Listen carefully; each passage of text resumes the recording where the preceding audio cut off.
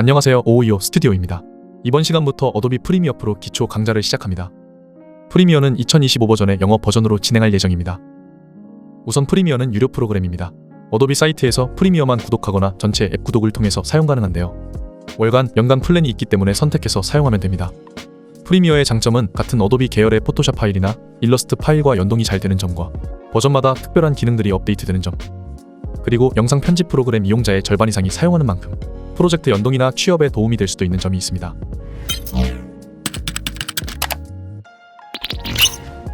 구독을 했다면 크리에이티브 클라우드 앱을 통해서 설치가 가능합니다.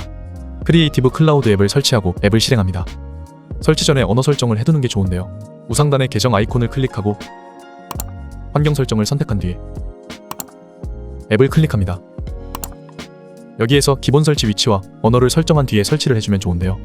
한국어가 지원이 되지만 개인적으로 여러 편집 프로그램을 사용하거나 협업이 필요한 경우라면 영어를 추천합니다. 그리고 베타 버전의 경우 오류가 있는 경우도 있기 때문에 자동 업데이트는 해제해두는 게 좋습니다. 언어와 폴더를 설정했다면 완료를 누르고 프리미어를 설치해주면 되는데요.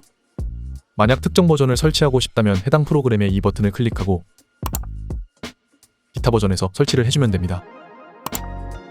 프리미어는 24나 25 버전 두 개가 설치되어 있어도 각 프로그램을 동시에 실행 가능한 장점도 있습니다. 프로그램을 실행하면 처음에 이런 창이 나타납니다. 뉴 프로젝트를 클릭하고 프로젝트 이름과 위치를 지정해주면 되는데요. 프로젝트의 위치는 저장 공간이 넉넉한 드라이브로 지정을 해주는 게 좋습니다. 설정이 되었다면 크리에이트를 클릭합니다. 그 후 상단의 에딧을 클릭합니다. 클릭하면 나타나는 에딧 탭에서 편집이 이루어집니다.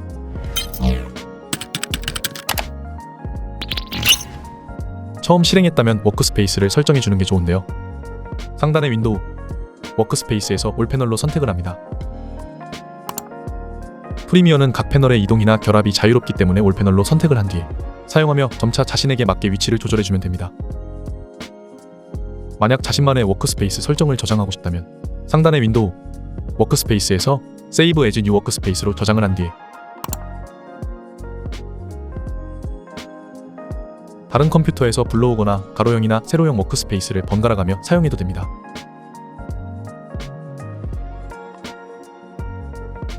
편집의 주체가 되는 시퀀스를 생성하는 방법입니다. 상단의 파일, 뉴, 시퀀스를 선택합니다. 기본적인 설정이 있지만 세팅을 클릭합니다. 설정 전에 만약 해상도나 프레임에 대한 기초 지식이 필요한 분들은 제 유튜브의 기초 설명 영상을 보고 오시면 됩니다.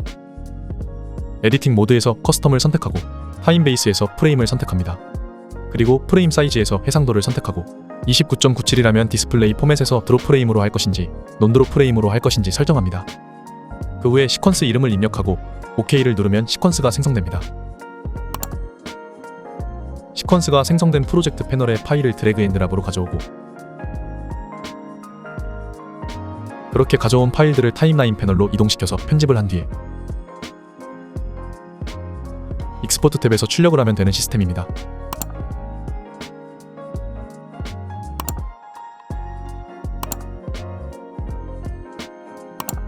이렇게 프리미어 프로의 설치와 시퀀스 생성까지 알아봤습니다. 다음 시간에는 기본 패널과 기본 단축키 설명에 대해 알아보겠습니다. 이 영상이 도움이 되셨길 바라며 영상 시청해주셔서 감사합니다. 안녕하세요. 이번 영상에서는 기본 패널 설명과 편집할 때 자주 사용하는 기본 단축키에 대해 알아보겠습니다.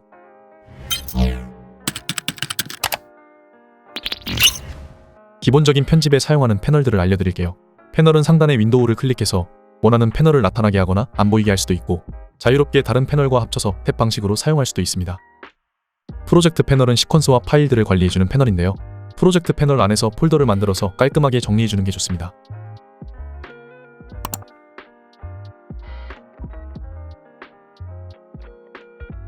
그리고 이펙트 패널을 클릭해 볼게요. 이 패널은 말 그대로 효과를 검색해서 적용하는 패널인데요. 효과를 검색 후에 타임라인의 클립이나 뷰어 창에 드래그해서 효과를 적용할 수 있습니다. 그리고 타임라인 패널입니다. 클립별로 자르고 붙이는 메인 편집을 하는 패널입니다.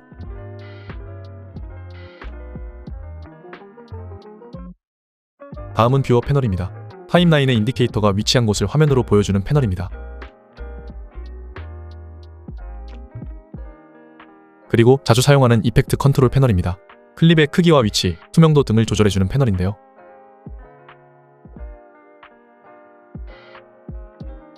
수치를 변경해도 되지만 화면에서 해당 값들을 조절하고 싶을 땐 이펙트 컨트롤에서 해당 값을 클릭하고 뷰어 창에서 조절할 수도 있습니다.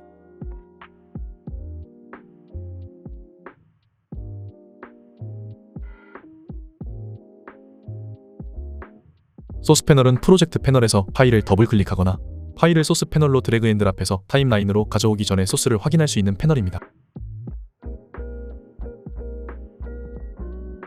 그 다음 툴 패널은 텍스트나 도형을 입력할 수 있게 툴을 바꾸거나 기본 마우스 툴로 바꿔주는 패널입니다.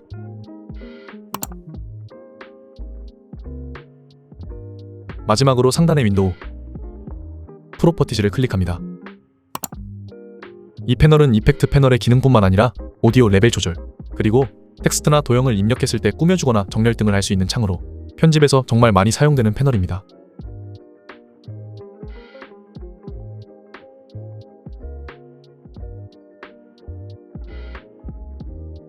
이 정도 패널만 알아도 기본 편집은 가능하고 모니터의 크기나 개수에 따라 자유롭게 이동하거나 합쳐서 자신만의 레이아웃을 만들어 편집하면 좋습니다.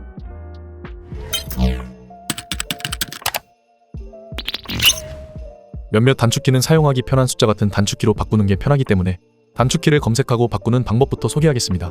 상단의 프리미어 프로 키보드 숏컷을 클릭합니다.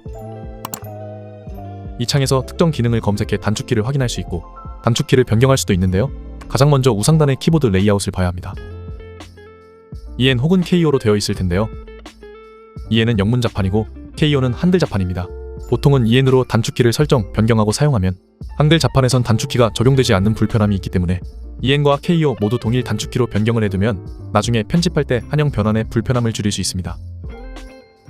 그리고 바꾼 단축키 프리셋을 저장하거나 따로 파일로 저장할 수도 있습니다. 그렇게 저장한 단축키를 다른 컴퓨터에서 불러올 수도 있으며 기본 단축키 프리셋으로도 변경이 가능합니다. 만약 단축키를 나에게 맞게 바꿨다면 세이브 에즈를 클릭해서 단축키 이름을 지정한 뒤 저장해주고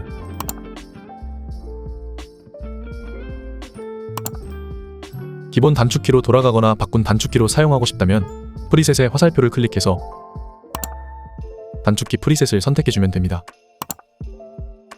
단축키를 바꾸기 전에 개인적으로 자주 사용하는 기능은 숫자 1에서 9까지로 바꾸는 걸 추천하는데요. 키보드를 보면 이렇게 숫자 1에서 9까지 단축키가 설정된 게 보입니다. 해당 단축키를 클릭하면 X 표시가 나타나는데 개인적으로 다 단축키를 해제하고 자주 쓰는 기능으로 설정하는 걸 추천합니다. 예를 들어 검색칸에 가장 많이 사용하는 Add 에딧 기능을 검색해 보겠습니다. 전 맥이라 커맨드와 K 단축키로 검색이 되는데요. 단축키를 클릭하고 기존 단축키를 삭제한 뒤에 바꾸고 싶은 단축키를 입력하면 단축키가 바뀌게 됩니다. 하나의 단축키에 2개 이상의 기능을 입력해두면 문제가 될 수도 있기 때문에 개인적으로 기존 단축키 기능을 검색해서 기존 단축키를 해제하고 새로운 기능으로만 입력하는 걸 추천합니다.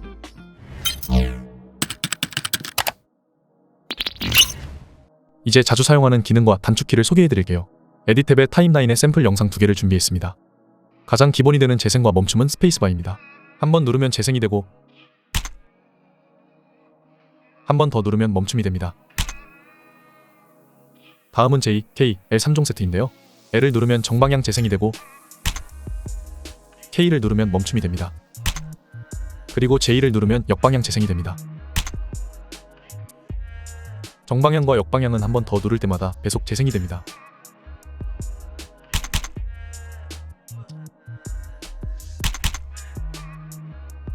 그리고 방향키를 통해서 좌우로 1프레임씩 미세 조정이 가능한데요. 오른쪽 방향키를 누르면 정방향으로 1프레임씩 이동이 가능하고 왼쪽 방향키를 누르면 역방향으로 1프레임씩 이동이 됩니다. 위 방향키와 아래 방향키는 잘라진 클립 단위로 이동 가능한 방향키입니다. 토글 더 트랙 타겟팅이 활성화된 트랙에 클립별로 이동이 가능합니다.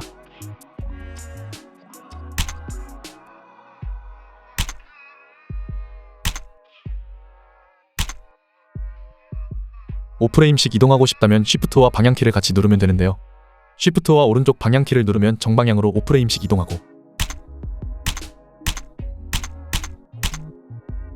이 단축키는 기본 5프레임으로 설정되어 있지만 설정에서 이동하는 프레임을 설정할 수 있습니다.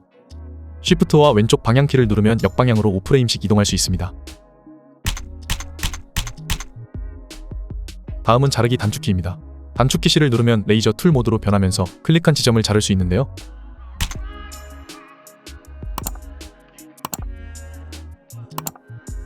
편집을 하다보면 이 기능보단 애드 에딧 기능으로 이렇게 플레이 헤드가 있는 부분에서 자르는 기능을 더 많이 사용합니다.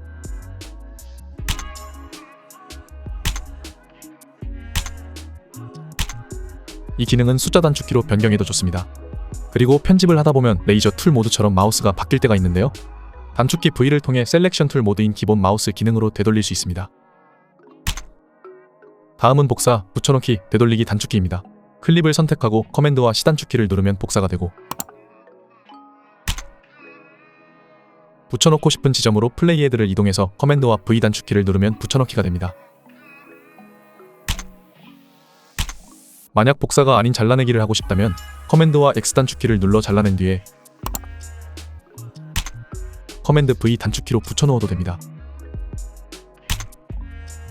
그리고 잘못 잘라내거나 붙여넣었다면 커맨드와 Z 단축키를 눌러 바로 전 상태로 되돌릴 수도 있습니다. 다음은 삭제하기 기능입니다. 삭제하기는 두 가지 삭제가 있는데요. 잘라진 가운데 클립을 누르고 백스페이스를 누르면 이렇게 공간이 생기면서 삭제가 됩니다.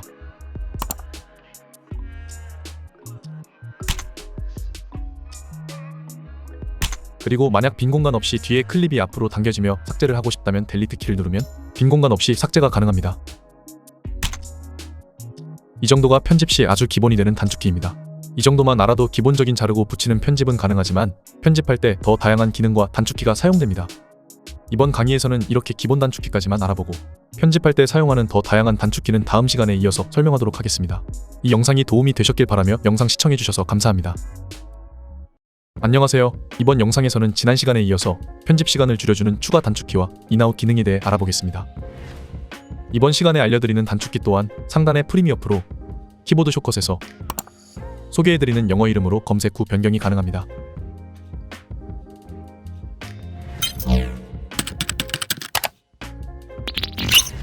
지난 시간에는 복사, 붙여넣기에 대해서 알아봤었는데요. 편집을 하다보면 덮어쓰면서 붙여넣어지는 기능보다는 클립을 뒤로 밀면서 클립 사이에 붙여넣어지는 기능을 더 많이 쓰게 됩니다. 페이스트 인서트라는 기능인데요. 기존처럼 복사하고 싶은 클립을 선택하고 커맨드 C 단축키를 누른 뒤 붙여넣고 싶은 곳으로 플레이 헤드를 옮기고 쉬프트와 커맨드 V 단축키를 누르면 이렇게 덮어쓰기가 아닌 뒤로 밀며 붙여넣기가 됩니다. 이 기능은 정말 많이 사용하지만 기본 단축키로 3개를 눌러야 하는 만큼 자신에게 맞는 단순한 단축키로 바꾸는 걸 추천합니다. 다음은 타임라인을 확대, 축소하는 기능입니다. 편집은 프레임 단위로 정밀하게 조절하기도 하지만 클립 길이는 초에서 분 단위까지 길기 때문에 타임라인을 확대하거나 축소하는 빈도수가 많은데요. 옵션을 누른 상태로 마우스 휠을 움직이면 확대, 축소가 되지만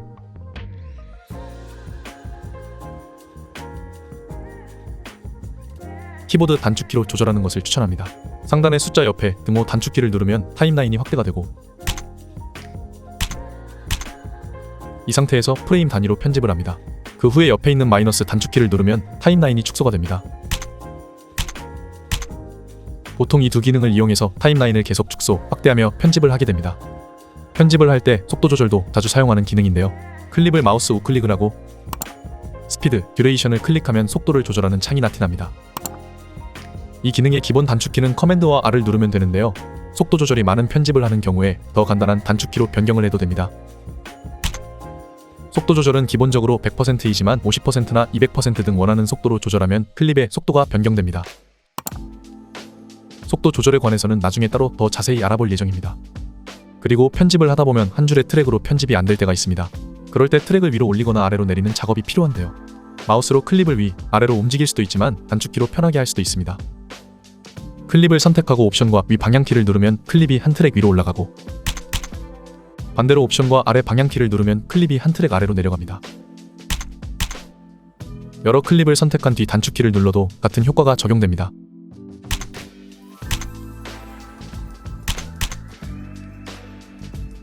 그리고 여러 트랙으로 편집을 하다보면 맨 위에 트랙만 보이기 때문에 아래 트랙의 화면은 보이지 않습니다.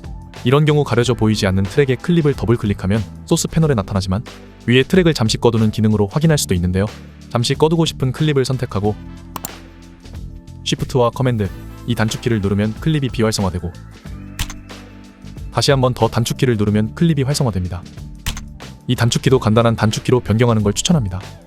그리고 주의할 점은 클립이 비활성화되면 출력할 때도 해당 클립은 제외되고 그 아래 클립이 출력이 되니 개인적으로 이 기능은 아래 트랙의 클립 확인 용도로만 사용하는 걸 추천드립니다. 한 장면을 동시에 여러 대로 촬영하는 경우에는 이네이블 클립으로 이렇게 편집하는 경우가 있습니다. 이 방법보다는 편집에 사용할 클립을 옵션과 쉬프트 키를 눌러서 위에 트랙으로 올려서 편집하는 게 안정적입니다. 알트만 누른 상태로 클립을 드래그하면 그대로 복사가 되고,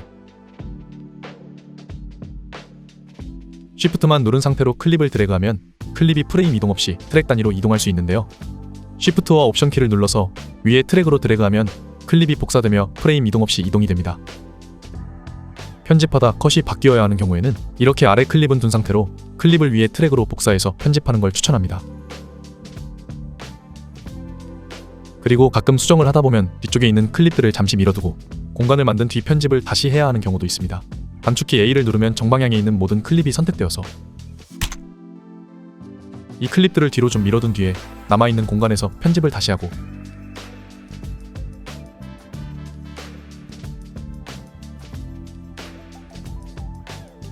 남아있는 빈 공간을 누른 뒤 백스페이스 단축키를 누르면 이렇게 수정을 할 수 있습니다. 반대로 역방향의 모든 클립을 선택하는 단축키는 Shift와 A 단축키입니다. 추가로 편집을 하다 미세하게 클립의 길이를 조절해야 하는 경우도 있는데요. 이럴 때 Extend Selected Edit 기능을 활용하면 편합니다. 플레이헤드를 원하는 지점으로 이동시키고 클립의 끝부분을 선택하고 단축키를 누르면 플레이헤드까지 클립이 늘어나거나 줄어듭니다.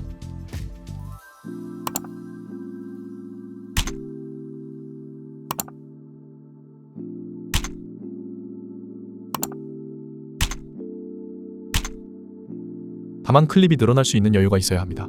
예를 들어 클립의 맨 앞부분이나 뒷부분에서 이 기능을 사용하면 더 이상 늘어날 클립이 없기 때문에 기능이 적용되지 않습니다. 그리고 전체 클립을 선택한 뒤 뒤로 이동해야 하는 경우도 있습니다. 마우스를 이용해서 전체 클립을 선택해도 되지만 Select All 기능인 커맨드와 A 단축키를 이용하면 전체 클립을 선택할 수 있습니다. 단축키를 누르고 마우스로 이동시키면 이렇게 전체 클립이 이동됩니다.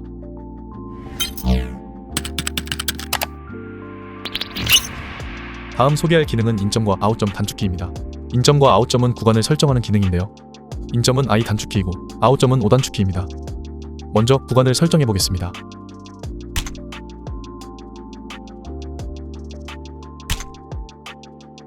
이렇게 인아웃점이 설정된 구간은 이 구간만 복사를 하거나 삭제를 할 수 있습니다. 이렇게 구간을 설정하고 잘라내기 단축키를 누른 뒤 복사하고 싶은 구간으로 이동해서 붙여넣기 단축키를 누르면 이렇게 인아웃 구간에 있는 클립을 복사할 수 있습니다. 복사와 Add 에딧으로 자르기는 토글 더 트랙 타겟팅이 활성화된 트랙만 가능하고, 삭제의 경우 인아웃 구간의 모든 트랙이 다 됩니다. 토글 더 트랙 타겟팅에 대해선 다음에 타임라인의 기능을 알아볼 때 다시 설명하겠습니다. 설명을 위해서 되돌리기를 해줄게요. 인아웃점이 지정된 상태에서 이 구간을 삭제하려는 경우 백스페이스 키를 누르면 이렇게 구간이 삭제가 됩니다. 다시 되돌리기를 해줄게요. 그리고 리플 델리트 기능을 이용하면 이렇게 구간이 삭제되며 뒤에 클립이 당겨집니다. 그리고 인아웃 구간을 해제할 땐 옵션과 X 단축키를 눌러서 인아웃 구간을 해제할 수 있습니다. 또한 익스포트 할 때 인아웃 설정된 구간만 익스포트 되기 때문에 익스포트 전에 인아웃 구간은 반드시 확인해야 합니다. 타임라인을 확대해보면 아웃점을 누른 곳에서 1프레임 뒤까지 아웃 구간으로 설정이 됩니다. 그렇기 때문에 아웃점을 잡을 땐 잡고 싶은 위치에서 1프레임 이전으로 이동해서 단축키를 눌러야 합니다.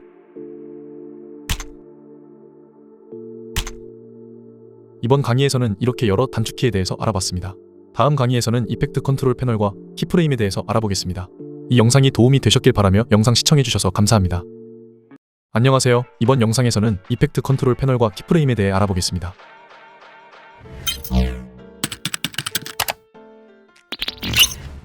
FHD 시퀀스의 FHD 해상도의 영상을 가져와 볼게요. 그리고 타임라인에 클립을 클릭하면 이렇게 이펙트 컨트롤 창의 값들이 나타납니다. 이펙트 컨트롤 패널에서는 소스의 위치를 조절할 수도 있고 크기, 회전, 투명도, 크롭 등의 기능도 조절할 수 있습니다. 값들을 조절하는 방법부터 알려드릴게요. 현재 스케일 값은 100으로 화면에 딱 맞게 되어 있는데요. 시퀀스와 클립의 해상도가 같기 때문에 그렇습니다. 시퀀스보다 더 큰 해상도인 4K 소스를 가져온 뒤에 모션을 클릭하면 이렇게 시퀀스가 작아서 못 보여지는 부분이 파란색 라인으로 표시가 됩니다. 이럴 경우에 스케일 수치를 조절하는 방법으로 크기를 조절합니다. 혹은 이펙트 컨트롤 패널에서 모션을 누른 상태로 뷰어 창에서 크기를 조절할 수도 있습니다.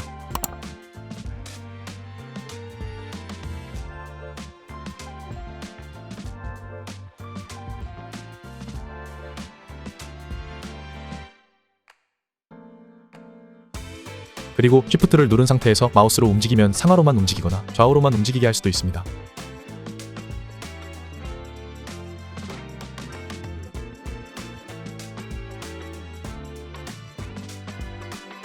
커맨드나 컨트롤을 누른 상태에서 움직이면 정중앙에 오게 하거나 절반 등 빨간색 라인이 표시가 되기 때문에 분할 화면을 만들거나 정중앙에 위치시킬 때 이 키를 누르고 움직이면 편합니다.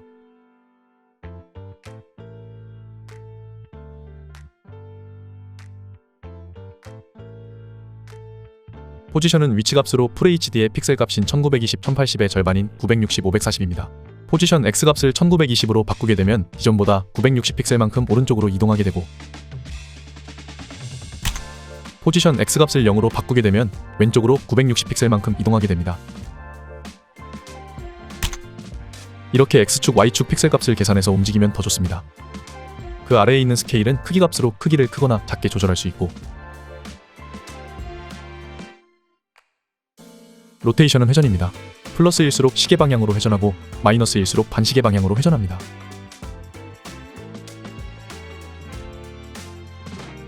앵커 포인트는 중심점입니다. 앵커 포인트를 변경하기 전에 스케일 값을 조절해 볼게요. 정가운데를 중심으로 크기가 변경되는데요. 크기를 50으로 변경한 뒤에 앵커 포인트 X값을 0으로 변경해 보겠습니다. 이 상태에서 스케일 값을 조절해 보겠습니다. 이렇게 앵커 포인트를 중심으로 크기가 조절되는 것처럼 회전도 마찬가지로 중심점을 기준으로 회전하게 됩니다. 앵커 포인트 값은 이렇게 영상에도 큰 영향을 미치지만 자막이나 특정 그래픽의 모션 효과를 적용할 때 중요하기 때문에 개념만이라도 꼭 알아두시길 바랍니다. 모두 되돌리기를 해주고 크롭에 대해 알아보겠습니다. 크롭은 말 그대로 자르는 기능으로 기존에는 효과를 따로 적용해야 했지만 25버전부터 이펙트 컨트롤 패널에 등록이 되었습니다. 왼쪽 위, 오른쪽 아래 순서로 영상을 자를 때 사용됩니다.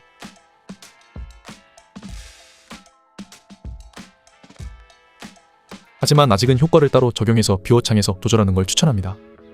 아래에 있는 오퍼시티는 투명도로 영상 위에 투명도를 낮춘 영상을 올리거나 디졸브 효과처럼 블랙 화면에서 점점 투명도가 올라가며 화면이 나타나는 효과 등에 쓰입니다.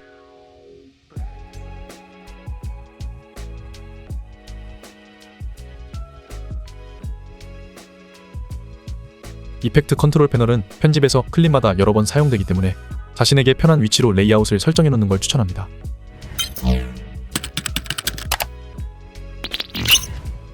키프레임을 이용해서 모션을 적용하는 방법입니다. 이펙트 컨트롤 패널의 값에서 시계 모양을 클릭하면 키프레임이 활성화되는데요. 0초 지점에서 스케일을 0으로 변경하겠습니다. 그리고 키프레임을 활성화시킵니다. 그러면 이펙트 컨트롤 패널 옆에 키프레임이 표시가 되는데요. 2초 지점에서 스케일을 100으로 변경해 줄게요. 이렇게 키프레임을 활성화하면 시간차를 두고 해당 값을 변경해서 모션을 줄 수 있습니다. 한번 클릭해서 활성화하면 그 다음부터는 값을 변경하는 것만으로도 키프레임이 적용되기 때문에 또다시 누를 필요는 없습니다. 키프레임 타이밍을 변경하고 싶다면 이펙트 컨트롤 창에서 키프레임 위치를 변경할 수도 있습니다. 그리고 만약 키프레임을 해제하고 싶다면 다시 시계 모양의 키프레임 아이콘을 클릭하면 이런 메시지가 뜨며 OK를 누르면 해제가 됩니다. 이런 방식으로 포지션도 적용해 볼게요. 0초 지점에서 포지션 X값을 마이너스 960으로 변경하고 키프레임을 활성화합니다. 그리고 2초 지점에서 포지션 X값을 960으로 변경합니다. 그러면 이렇게 화면이 왼쪽에서 오른쪽으로 나타나는 모션이 됩니다. 키프레임은 여러 개를 중첩해서도 모션을 만들 수 있는데요. 여러 값들을 이용할 땐 키프레임이 활성화된 것만 적용되기 때문에 활성화가 잘 되어 있는지 체크해주는 게 좋습니다. 이런 방법을 이용해서 다음 시간에는 모션이 들어간 2분할 화면과 3분할 화면 만드는 방법을 알아보겠습니다. 이 영상이 도움이 되셨길 바라며 영상 시청해주셔서 감사합니다. 안녕하세요. 이번 영상에서는 2분할과 3분할 영상을 만드는 방법에 대해 알아보겠습니다. 샘플 영상을 다운받을 분들은 더보기란의 링크에서 같은 영상을 다운받으면 됩니다. 지금처럼 영상이 옆으로 살짝 이동하며 2분할 되는 영상을 만들어 보겠습니다. 우선 영상에 맞게 프로젝트 세팅을 1920, 1080에 25프레임으로 만들어줍니다. 1번 영상을 타임라인의 첫 번째 트랙으로 가져오고 2번 영상을 두 번째 트랙으로 가져와 줍니다. 이번 영상의 시작점을 3초 지점으로 이동합니다.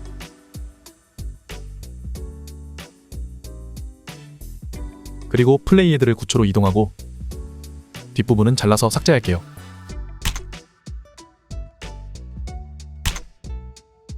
(3초) 12프레임으로 이동합니다. 정확한 프레임으로 이동할 땐 타임라인에 초와 프레임 숫자를 입력해주면 편합니다. 이번 영상의 포지션 X값을 1700으로 변경합니다. 그리고 크롭을 이용해서 잘라줄 건데요. 이펙트 컨트롤 패널에 있는 크롭을 이용해도 되지만 엣지 값이나 뷰어 창에서 직접 조절이 어렵기 때문에 이펙트 패널에서 크롭을 검색하고 두 번째 영상에 적용시켜줍니다.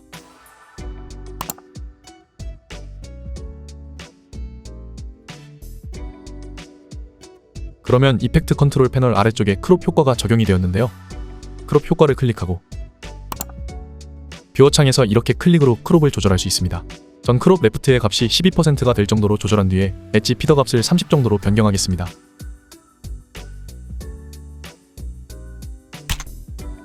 이렇게 엣지 피더 값을 조절하면 좀 더 자연스러운 크롭 합성이 가능합니다. 크롭이 완료되었다면 포지션 값의 키프레임을 클릭해 키프레임을 활성화합니다. 3초 12프레임인 것을 한 번 더 확인한 뒤에 1번 영상을 클릭하고 포지션 X값을 460으로 변경합니다. 그리고 포지션의 키프레임을 활성화합니다.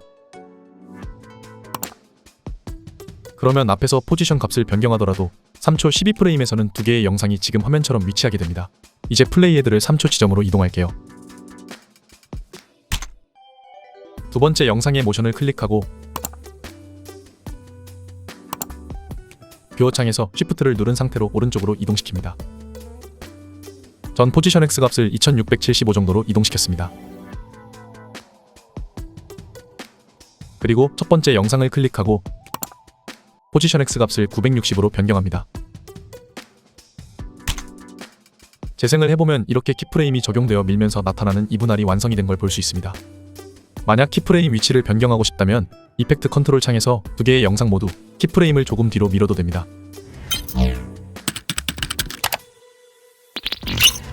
비슷한 방법으로 이런 3분할 영상을 만들어 볼게요. 시퀀스를 새로 만들어줍니다. 1번 영상을 타임라인의 첫 번째 트랙으로 가져와주고 2번 영상을 타임라인의 두 번째 트랙으로 가져와줍니다. 마찬가지로 시작점을 3초 지점이 되도록 이동시켜줍니다. 3번 영상을 세 번째 트랙으로 가져와주세요. 3번 영상도 마찬가지로 시작점을 3초 지점이 되도록 이동시켜줍니다. 8초 지점으로 이동해서 3개의 영상을 잘라준 뒤에 뒷부분은 삭제해주세요.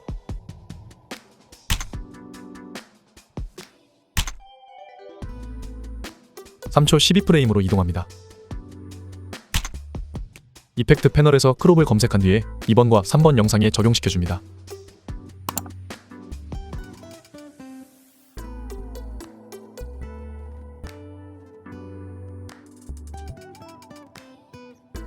(3번) 영상을 클릭하고 크롭부터 좀 조절해줄게요. 전 크롭 레프트 값을 28%, 엣지 피더 값을 30으로 조절했습니다.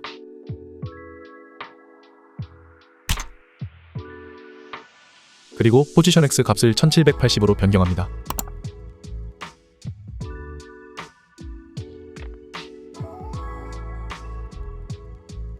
그 후에 포지션의 키프레임을 클릭해 활성화합니다. 이번 영상도 크롭부터 조절해볼게요. 크롭 레프트를 23%, 엣지 피더를 30으로 조절합니다.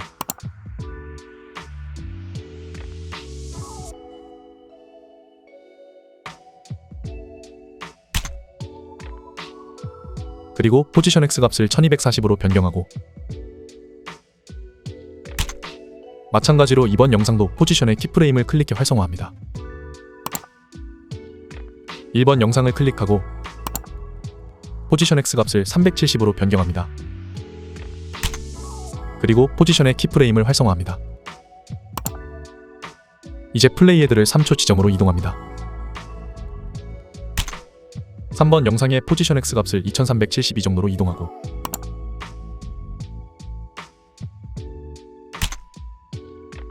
이번 영상의 포지션 X 값을 2465 정도로 이동합니다.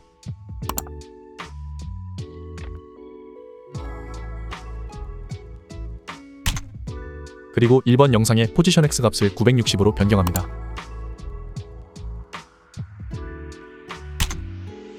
그러면 이렇게 3분할 영상이 완성되었습니다.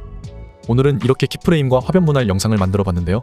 자신만의 영상으로 다시 연습을 해봐도 좋고 키프레임 위치를 변경해가며 연습해봐도 좋습니다. 다음 시간에는 컬러 배경과 그라데이션 배경을 만드는 방법에 대해서 알아보겠습니다. 이 영상이 도움이 되셨길 바라며 영상 시청해주셔서 감사합니다.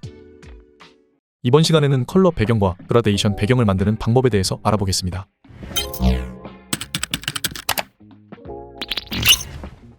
원하는 시퀀스 세팅으로 만들어줍니다. 프로젝트 패널을 클릭하고 상단의 파일, 뉴, 컬러 매트를 클릭합니다. 시퀀스 세팅에 맞게 자동 입력되기 때문에 OK를 클릭해주세요. 원하는 컬러를 설정하고 OK를 클릭합니다. 이름을 입력하고 OK를 클릭하면 컬러 배경이 만들어지는데요. 다른 패널을 클릭하고 생성하면 프로젝트 패널의 생성이 안 될 수도 있기 때문에 이런 점을 유의해서 생성하길 바랍니다. 컬러 매트를 타임라인의 첫 번째 트랙으로 가져옵니다. 이렇게 단색 컬러 배경은 컬러 매트를 이용해서 가져올 수 있는데요. 그라디언트 배경은 이펙트 패널에서 검색으로 적용할 수 있습니다.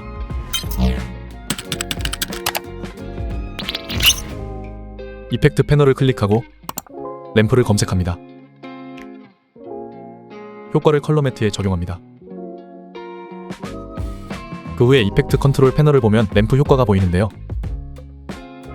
스타트 컬러를 클릭하고 원하는 색으로 변경하고 엔드 컬러를 클릭하고 원하는 색으로 변경합니다. 스타트 오브 램프를 클릭하고 뷰어 창을 조금 축소해보면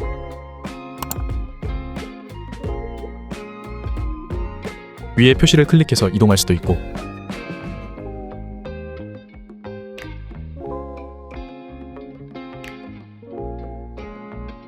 아래 표시를 클릭해서 이동할 수도 있습니다.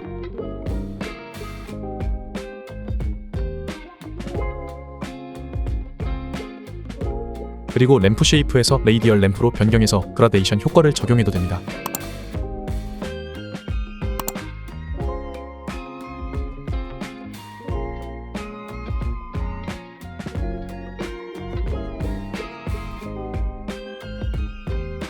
효과를 삭제해주고 4개의 색으로 된 그라데이션 배경을 적용해볼게요.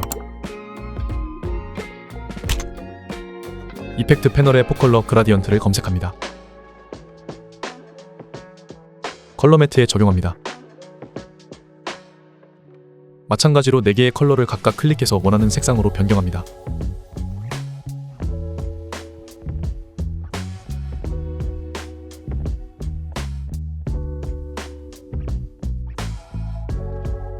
그리고 포인트를 클릭하고 뷰어 창에서 포인트를 이동해서 위치를 변경할 수 있는데요.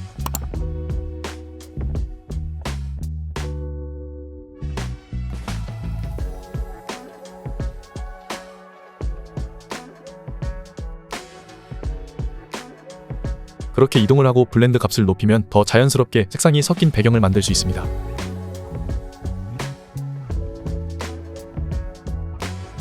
이런 배경 위에 텍스트를 입력하거나 로고를 넣어 오프닝 타이틀을 만들 수도 있습니다. 다음 시간에는 이런 배경 위에 이미지나 도형, 텍스트를 넣는 방법에 대해서 알아보겠습니다. 이 영상이 도움이 되셨길 바라며 영상 시청해주셔서 감사합니다. 안녕하세요. 이번 영상에서는 프로퍼티즈 기능과 도형, 텍스트를 넣는 방법에 대해 알아보겠습니다.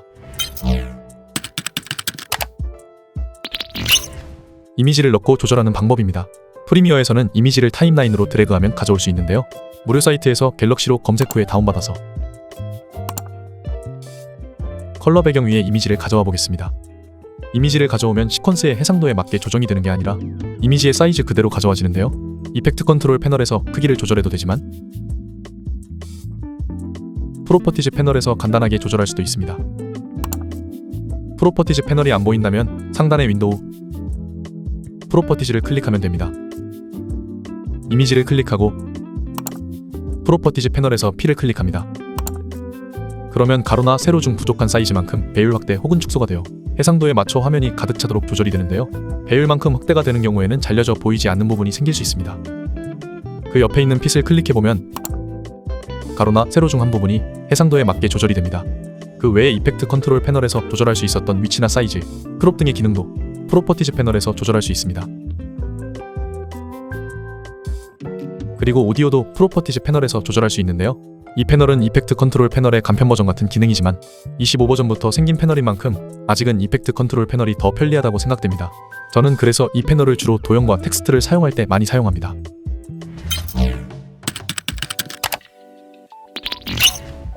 도형을 만드는 방법입니다. 툴박스에서 렉탱글 툴을 클릭하고 뷰어 창에서 클릭을 한 뒤 버튼을 떼면 타임라인에 그래픽 클립이 생성되며 도형이 그려집니다. 이렇게 만들어진 도형은 프로퍼티즈 창에서 볼 수 있는데요. 프로퍼티즈 창에 쉐입을 클릭하고 기본 마우스 기능인 셀렉션 툴로 바꾼 뒤에 뷰어 창에서 도형의 크기나 모양을 조절할 수도 있고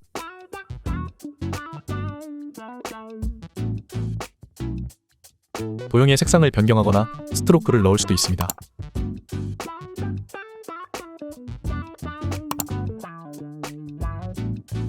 섀도우를 통해 그림자를 넣을 수도 있고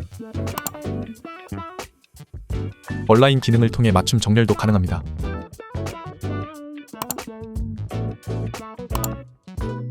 뷰어 창에서 모서리 부분의 둥근 포인트를 클릭해 모서리를 부드럽게 할 수도 있는데요.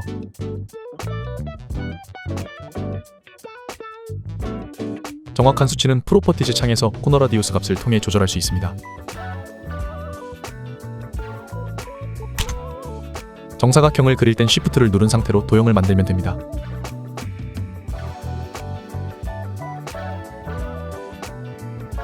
툴박스에서 렉탱글 툴을 꾹 누르면 원형과 일립스와 폴리곤 툴로 바꿀 수도 있습니다.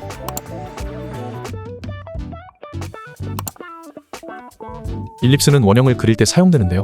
새로운 그래픽 클립을 만들고 싶다면 타임라인의 빈 공간을 클릭하고 도형을 그리면 되고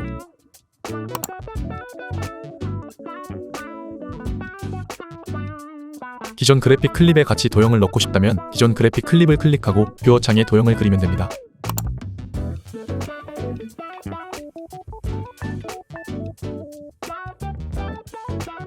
그리고 폴리곤 툴도 만들어 보겠습니다.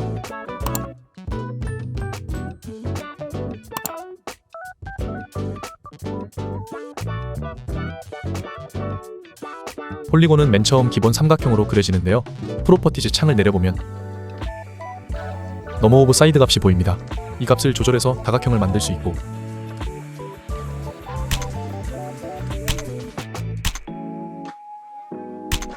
마찬가지로 코너 라디우스 값을 통해 모서리를 부드럽게 만들 수도 있습니다. 도형이 여러 개일 땐 헷갈릴 수 있기 때문에 더블 클릭해서 도형의 이름을 변경해주는 게 좋습니다.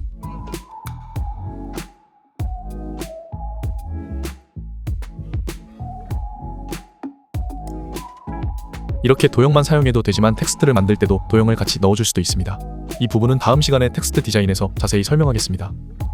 텍스트 만드는 방법도 같습니다. 툴박스에서 타입 툴을 선택하고 기존 그래픽 클립을 클릭한 뒤 뷰어 창을 클릭하고 텍스트를 타이핑하면 텍스트가 만들어집니다. 기존 도형은 펜툴 모형의 쉐입이라고 만들어지고 텍스트는 텍스트 아이콘에 입력한 텍스트로 입력이 됩니다. 위치를 변경하고 싶다면 기본 마우스 기능인 셀렉션 툴로 바꾼 뒤에 프로퍼티즈 패널에서 텍스트를 클릭하고 뷰어 창에서 이동을 하면 되고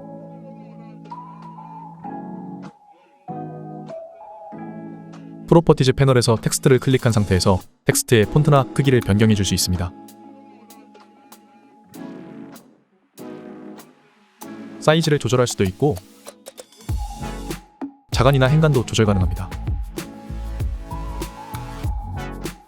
온라인 기능으로 정렬도 할 수 있습니다. 오늘은 간단히 배경이 있는 말자막을 만들어 볼게요. 텍스트를 하나 입력합니다. 뷰어 창에 마우스 우클릭을 하고 세이프 마진을 선택합니다. 그러면 이렇게 가이드라인이 나타나는데요. 텍스트를 클릭하고 폰트와 크기를 조절해 줍니다.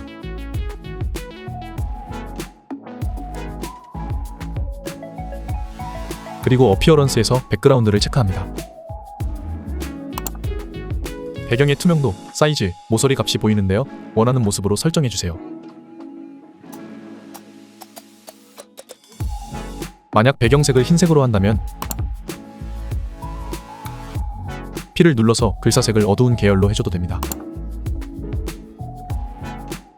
설정이 되었다면 가운데 정렬을 하고 아래 얼라이에서 가운데 위치하도록 정렬합니다.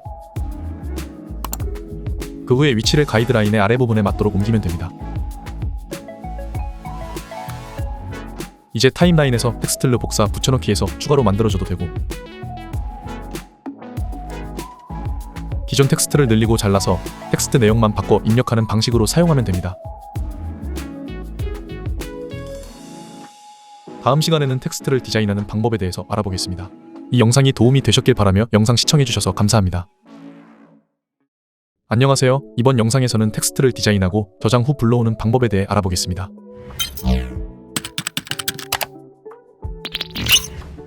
오늘 만든 텍스트는 저장 후 다른 프로젝트에서도 사용할 수 있기 때문에 이왕이면 자주 사용하는 해상도거나 4K 이상에서 만들어주는 게 좋습니다. 배경으로 사용할 영상을 가져옵니다. 텍스트는 배경 영상의 색상에 따라 디자인 색상이 달라지기 때문에 자주 사용하는 배경과 비슷한 톤의 배경으로 가져오는 게 좋습니다. 그리고 툴박스에서 텍스트를 클릭하고 뷰어 창을 클릭해서 텍스트를 작성합니다. 그러면 그래픽 클립이 만들어졌는데요. 프로퍼티즈 패널에서 텍스트의 폰트를 변경합니다. 그 후 사이즈를 크게 설정하고 가운데 정렬을 합니다. 아래로 내려서 얼라인의 중앙 정렬을 해주고 텍스트의 위치를 아래로 내려줍니다. 이제 색상을 설정할 건데요. 기본 색상은 흰색으로 하고 강조하고 싶은 글자를 선택한 뒤에 필의 색상을 클릭합니다.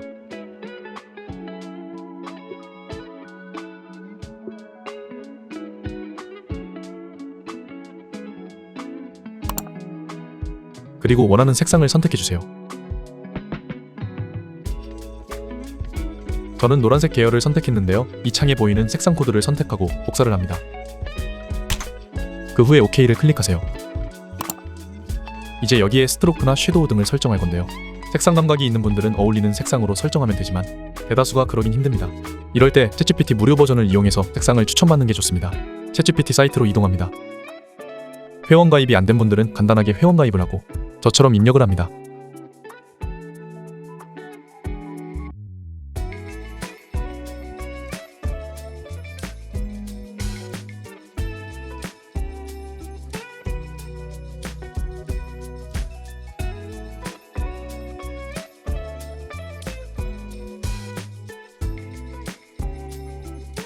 그러면 추천 색상을 말해주는데요. 스트로크에 추천 색상 코드 하나를 복사하고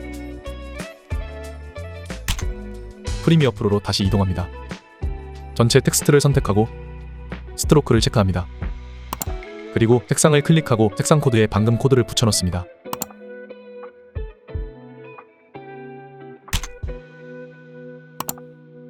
스트로크 크기를 조절합니다. 마음에 든다면 그대로 진행해도 되고 추천 색상을 다 대입해봐도 됩니다. 스트로크는 기본적으로 아우터로 설정되어 있는데요. 취향에 맞게 이너나 센터로 바꿔줘도 됩니다.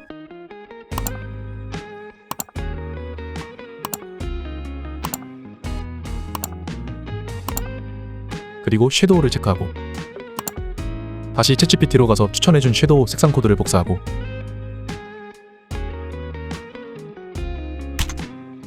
프리미어 프로로 넘어와서 섀도우의 컬러를 클릭합니다. 색상 코드를 붙여넣고 OK를 클릭합니다. 섀도우의 불투명도, 각도, 거리, 사이즈 순서대로 설정하면 되는데요. 이것도 챗GPT에 물어봐도 대답을 잘해줍니다.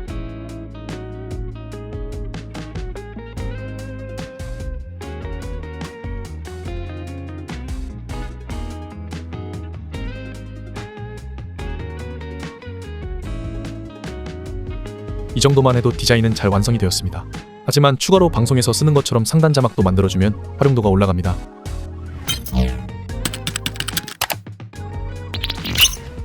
툴박스에서 렉탱글 툴을 선택하고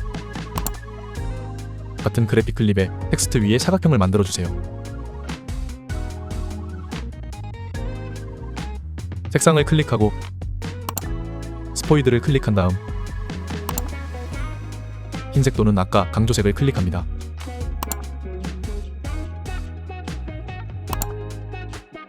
스트로크를 체크하고 텍스트와 같은 스트로크 색을 설정합니다. 통일감 있게 섀도우도 똑같이 설정해주세요.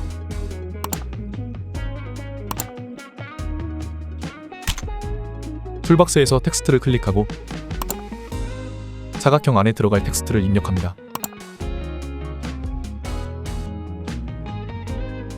새로 생긴 텍스트가 프로퍼티즈 패널에서 사각형 위에 위치한지 확인해주고 만약 아래에 있다면 드래그해서 위로 올려주면 됩니다.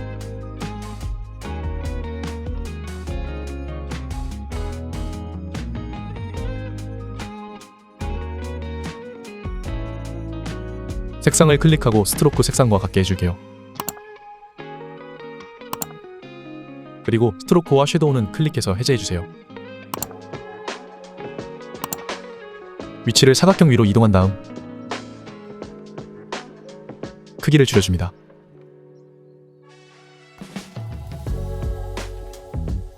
사각형을 클릭하고 크기를 조절합니다.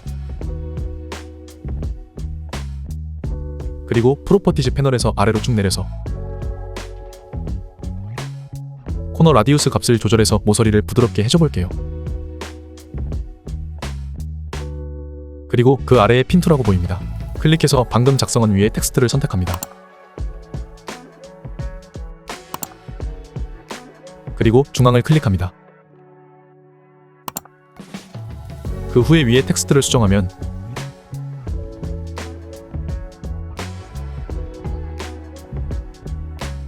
이렇게 사각형이 텍스트에 맞게 늘어나기 때문에 따로 조절하지 않아도 됩니다. 이렇게 텍스트 디자인을 했다면 저장하고 필요할 때마다 간편하게 불러올 수 있습니다.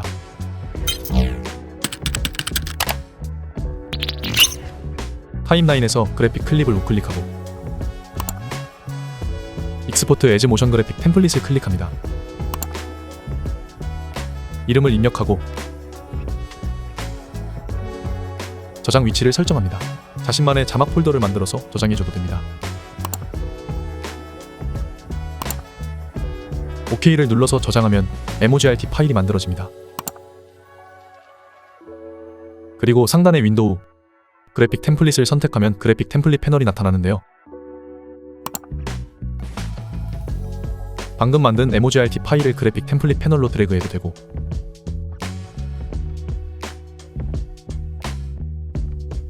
플러스 아이콘을 클릭해서 불러와도 됩니다.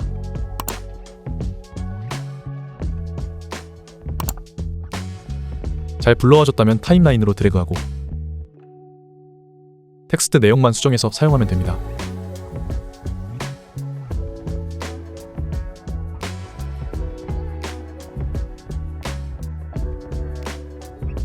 다음 시간에는 텍스트나 클립에 넣는 모션에 대해 알아보겠습니다. 이 영상이 도움이 되셨길 바라며 영상 시청해주셔서 감사합니다. 안녕하세요. 이번 영상에서는 모션 프리셋을 만들고 저장한 뒤에 불러오는 방법에 대해 알아보겠습니다.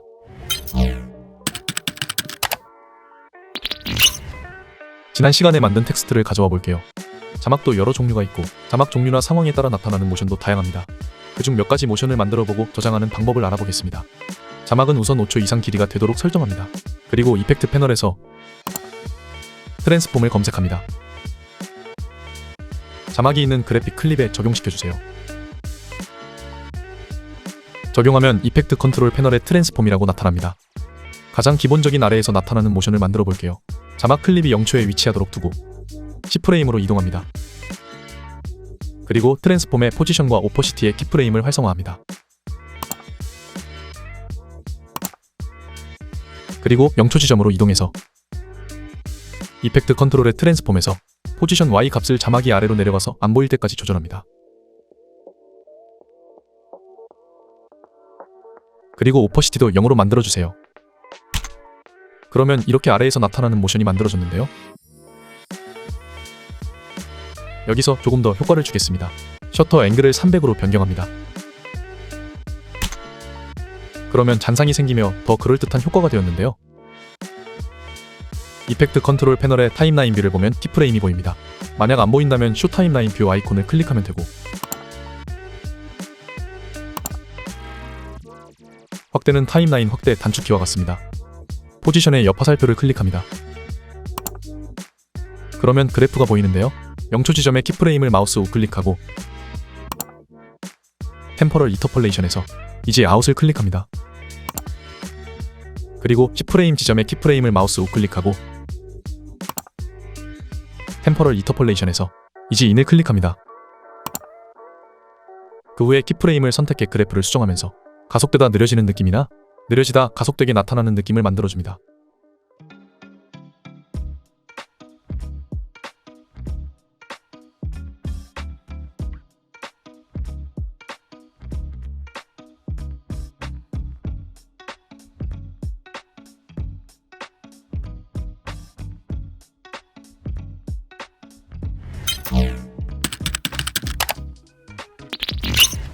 설정이 다 되었다면 트랜스폼에서 마우스 우클릭을 하고 세이브 프리셋을 클릭합니다. 이름을 지정하고 설명도 필요하다면 적어줍니다. 그리고 앵커인 포인트를 체크합니다. 이걸 체크해야 클립의 길이에 상관없이 클립 앞부분에 방금 지정한 10프레임만큼 적용이 됩니다. 만약 나타나는 게 아닌 사라지는 효과를 만들었다면 앵커 투 아웃 포인트로 체크를 해야 합니다.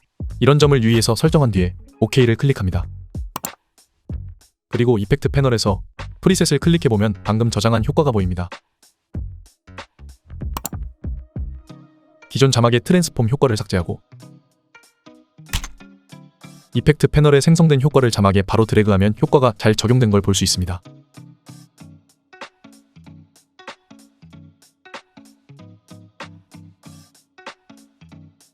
이 프리셋을 다른 컴퓨터에서 사용하고 싶다면 마우스 우클릭을 하고 익스포트 프리셋을 선택한 다음 다른 컴퓨터에서 저장된 파일을 이펙트 패널에서 불러와도 됩니다.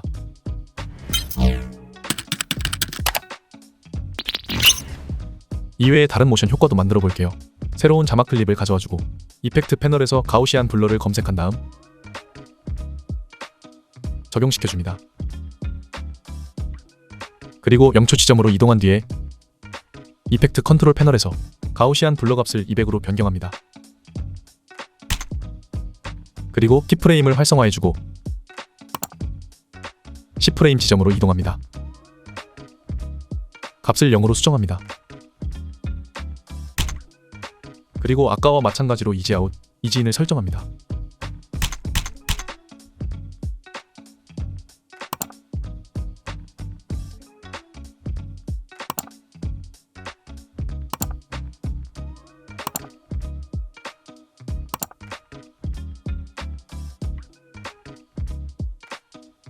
이런 식으로 트랜스폼만이 아니라 다른 효과들도 자막 효과로 만든 뒤에 저장 후 불러올 수 있습니다.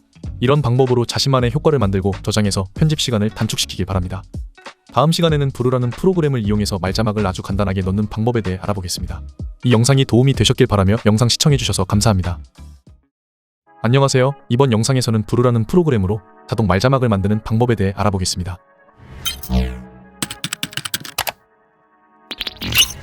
브루라는 프로그램은 텍스트 기반 영상 편집 프로그램인데요.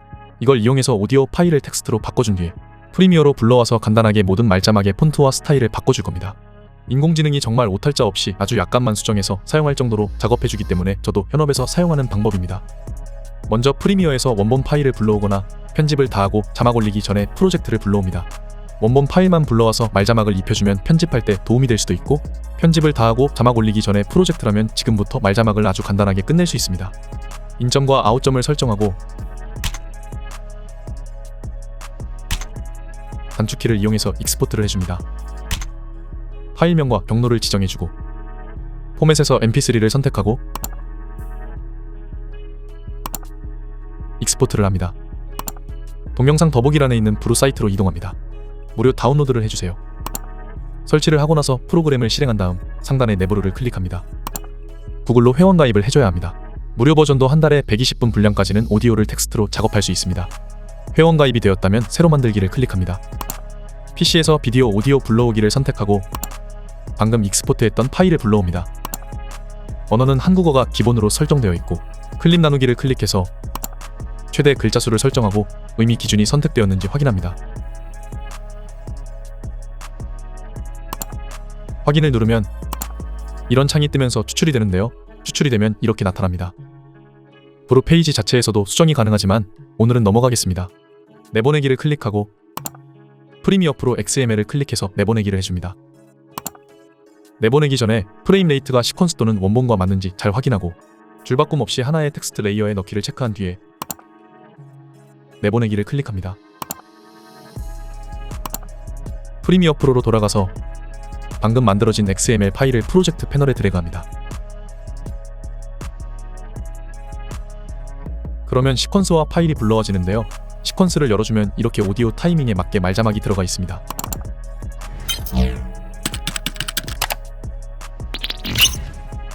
먼저 맨 앞에 그래픽 클립을 클릭하고 이펙트 컨트롤 패널에서 베터 모션의 포지션 Y 값을 조절해서 위치를 조절합니다. 그리고 벡터 모션을 클릭하고 복사 단축키를 눌러주세요. 그 후에 모든 텍스트를 선택하고 붙여넣기 단축키를 누르면 방금 위치 조절이 모든 텍스트에 적용됩니다. 다음은 폰트와 스타일 변경입니다. 맨 앞에 그래픽 클립을 클릭하고 프로퍼티즈 패널에서 폰트와 사이즈를 변경합니다.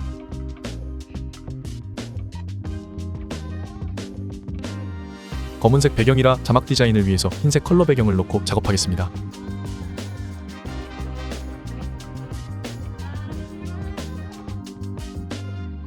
그리고 색상과 스트로크 등을 설정해서 자신의 스타일에 맞게 변경해줍니다.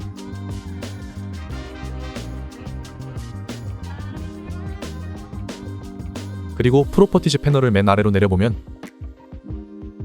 링크 스타일이 보이는데요. 오픈 스타일 브라우저 아이콘을 클릭합니다. 플러스 버튼을 클릭하고 크리에이트 스타일 프롬 셀렉션을 클릭해주세요. 저장할 이름을 입력하고 방금 지정한 텍스트 스타일을 프로젝트에 저장할지 파일로 저장할지 선택하는 건데요. 우선 프로젝트에 저장으로 선택하고 OK를 눌러줍니다. 그러면 프로젝트 패널의 스타일이 생성이 되었습니다. 이 스타일을 마우스 우클릭해서 익스포트 텍스트 스타일을 클릭해 파일로 저장한 뒤 다른 프로젝트에서 불러올 수도 있습니다. 다시 모든 텍스트를 선택하고 만들어진 스타일을 드래그해주면 모든 텍스트가 방금 만든 스타일로 변경이 되었습니다. 이렇게 작업된 텍스트를 모두 선택해서 복사하고 기존 편집 시퀀스에서 붙여넣기를 하면 끝입니다.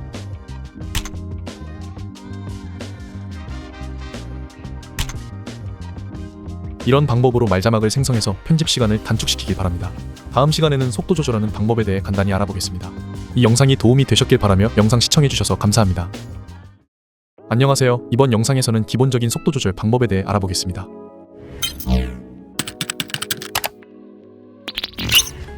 오늘 속도 조절을 같이 해볼 분들은 더보기란 링크를 참고해서 샘플 영상을 다운받으면 됩니다. 이 샘플 영상은 FHD 화질의 29.97fps인데요. 시퀀스도 같은 설정으로 만들어줍니다. 가져온 영상 길이를 8초로 줄여줄게요. 기본적인 속도 조절은 클립에서 마우스 우클릭을 하고 스피드, 듀레이션을 선택하거나 클립을 누르고 커맨드와 R 단축키를 눌러서 가능합니다. 그리고 프로퍼티즈 패널에서 어드저스트 스피드를 클릭해서도 조절이 가능합니다. 단축키를 눌러서 스피드, 듀레이션 창을 나타나게 해줍니다. 그리고 스피드 값을 바꾸면 속도를 조절할 수 있는데요. 200으로 하면 속도가 2배로 빨라지고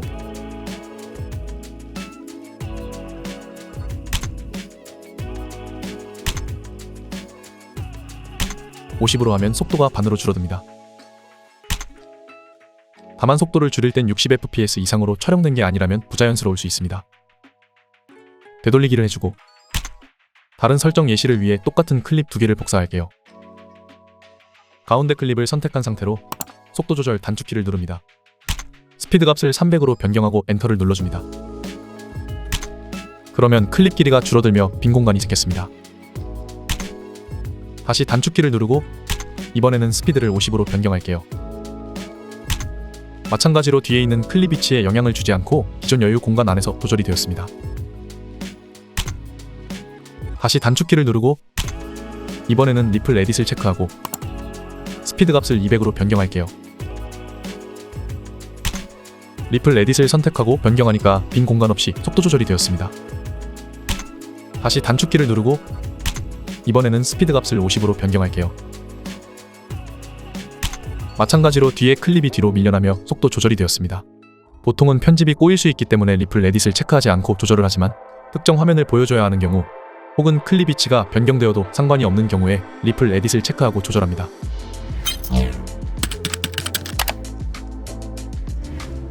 역재생하는 방법은 간단합니다. 단축키로 속도 조절 창을 나타나게 해주고 리버스 스피드를 체크하고 엔터를 누르면 역재생이 됩니다. 만약 정지 화면이 필요하다면 정지 화면이 필요한 부분에서 클립을 잘라주고 해당 클립을 선택한 상태로 속도 조절 단축키를 누릅니다. 그리고 0으로 변경하면 정지 화면이 됩니다.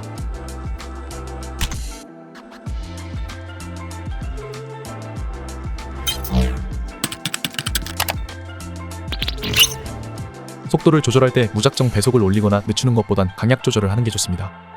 다운받은 클립을 새로 가져와주고 3초 지점으로 이동합니다. 클립을 잘라주고 뒤에 클립을 선택한 뒤에 속도 조절 단축키를 누릅니다. 스피드를 800으로 변경합니다. 그리고 4초 20프레임으로 이동하고 클립을 잘라줍니다. 뒤에 클립을 선택한 뒤에 속도 조절 단축키를 누르고 속도를 100으로 변경합니다. 그러면 이렇게 속도 조절이 되었습니다. 속도 조절은 이렇게 정배속, 고배속, 정배속이나 저배속으로 하는 걸 추천합니다. 이 방법의 이펙트 컨트롤 패널에서 키프레임을 찍어서도 가능하지만 개인적으로 초보자에겐 어려울 수 있기도 하고 방금 알려드린 방법처럼 원하는 위치에서 클립을 잘라서 조절하는 게 간편하기 때문에 이 방법을 추천합니다. 다음 시간에는 간단하게 색을 보정하는 방법에 대해 알아보겠습니다. 이 영상이 도움이 되셨길 바라며 영상 시청해주셔서 감사합니다. 오늘은 간단하게 색 보정하는 방법을 소개하겠습니다.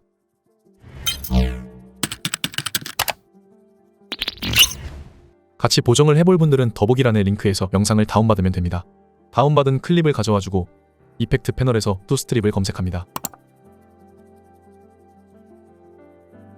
효과를 클립에 적용시켜줍니다. 그리고 이펙트 컨트롤 패널을 보면 루미트리 컬러 투 스트립이 적용된 게 보입니다. 이 효과로 색과 관련된 다양한 보정을 할 수 있는데요. 먼저 베이직 코렉션을 클릭해서 세부값이 보이도록 해줄게요. 만약 가지고 있는 럿이 있다면 럿을 적용해도 되고 보정에 대해 잘 모른다면 오토를 클릭해서 자동 보정을 해도 됩니다. 그리고 컬러를 보면 화이트 밸런스가 보이는데요. 스포이드를 클릭하고 화면에서 하얀색과 가장 가까운 곳을 클릭하면 이렇게 자동으로 화이트 밸런스 보정도 할 수 있습니다. 다만 정확하진 않기 때문에 이렇게 보정된 템퍼러처와 틴트 값을 기준으로 조금씩 값을 변경하면서 보정을 하면 화이트 밸런스를 보정할 수 있습니다. 특히 템퍼러처 값을 내릴수록 차가운 새벽 느낌을 줄 수도 있고 올릴수록 따뜻한 노을이나 일출 느낌을 줄 수도 있습니다. 그리고 새츄레이션 값을 이용해서 채도를 높이거나 낮출 수도 있는데요. 이 값을 0으로 변경하면 채도가 사라지며 완전 흑백 영상처럼 바꿀 수도 있습니다. 그 외에 익스포저를 이용해서 노출값을 조절할 수도 있고 콘트라스트를 이용해서 대비값을 조절할 수도 있습니다.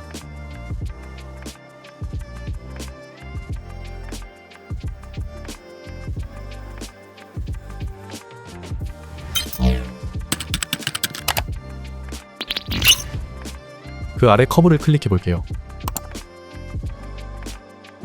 커브는 전체 색상의 밝기를 조절하거나 RGB 각각의 값을 선택해서 밝기를 조절할 수 있는 창입니다. 초보분들은 전체 색상의 밝기만 조절해 볼게요. 가운데 흰색 선을 클릭해서 위아래로 이동하며 조절이 가능한데요. 위로 올릴수록 밝아지고 아래로 내려갈수록 어두워집니다.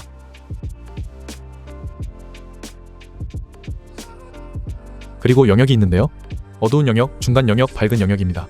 아래 어두운 영역의 그래프를 위로 올리면 어두운 영역이 밝아지고 위에 밝은 영역의 그래프를 아래로 내리면 밝은 영역이 어두워집니다.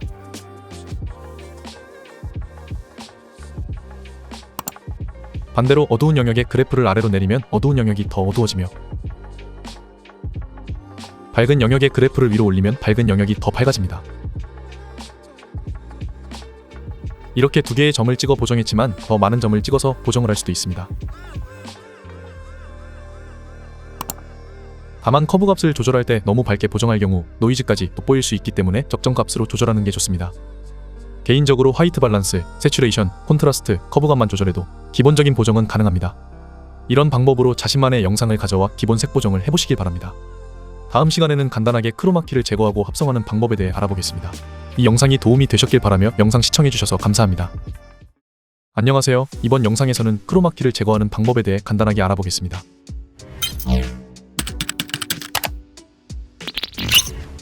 영상 소스를 다운받을 때 그린스크린이 배경이 된 소스를 많이 봤을 겁니다. 알파 값이 포함된 상태로 업로드하면 큰 용량 때문에 초록색 배경을 입히는 건데요. 초록색은 인물이나 사물과 잘 겹치지 않는 색으로 제거가 편하기 때문에 초록색을 보통 사용합니다. 같이 해볼 분들은 더보기란에 영상 소스를 다운받아서 해보시면 됩니다. 소스에 맞는 시퀀스를 만들어서 사람 소스를 첫 번째 트랙으로 가져옵니다. 그리고 그린 소스를 두 번째 트랙으로 가져와 준 뒤 길이를 맞춰줍니다. 이펙트 패널을 클릭하고 울트라 키를 검색합니다. 이 효과를 그린 소스에 적용시켜주세요. 그리고 이펙트 컨트롤 패널에서 아래로 내려보면 울트라 키 효과가 보이는데요. 키 컬러의 스포이드를 클릭하고 뷰어 창에서 초록색 부분을 클릭합니다. 지금처럼 임의로 초록색 배경을 입혀서 업로드한 소스의 경우 깔끔한 한 가지 초록색이기 때문에 다른 설정 없이 간단하게 배경이 제거됩니다.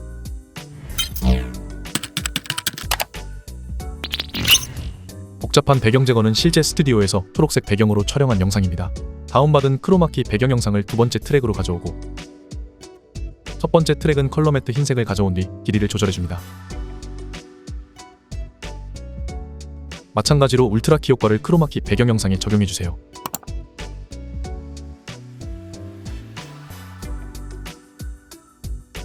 이펙트 컨트롤 패널에서 키 컬러의 스포이드를 클릭하고 크로마키 배경의 초록색 중에 중간 정도 밝기의 초록색을 클릭합니다. 너무 밝거나 어두운 초록색을 선택할 경우 배경 제거가 더 어려워질 수 있습니다. 매트 제너레이션을 클릭합니다. 그리고 아웃풋을 클릭하고 알파 채널을 선택합니다. 알파 채널을 선택하면 흰색 부분이 최종 영상에 보여질 부분을 나타내고 검은색 부분이 제거될 부분을 보여주는데요. 이 상태에서 매트 제너레이션 값을 조절해주는 게 좋습니다. 트랜스페런시는 투명도입니다. 이 값은 선택한 크로마키 배경색을 얼마나 투명하게 만들지 조절하는 건데요. 값을 높일수록 배경색이 더 많이 제거되고 낮출수록 덜 제거됩니다. 배경이 아직 많이 남아있다면 이 값을 조금씩 올려봐도 되지만 지금과 같은 경우에는 제거되지 말아야 할 봉투 부분까지 선택이 되었기 때문에 값을 조금 낮춰줄게요.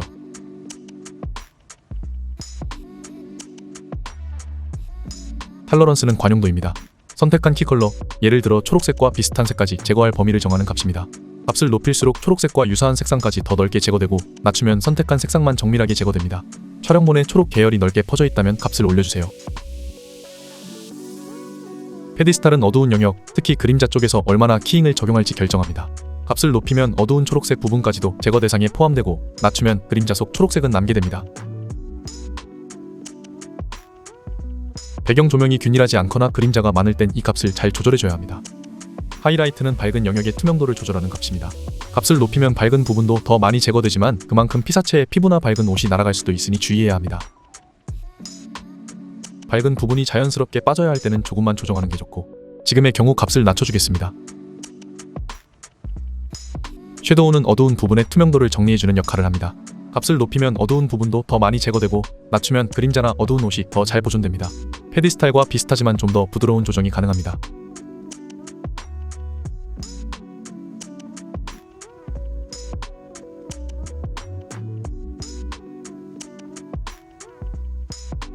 지금은 건드리지 않을게요.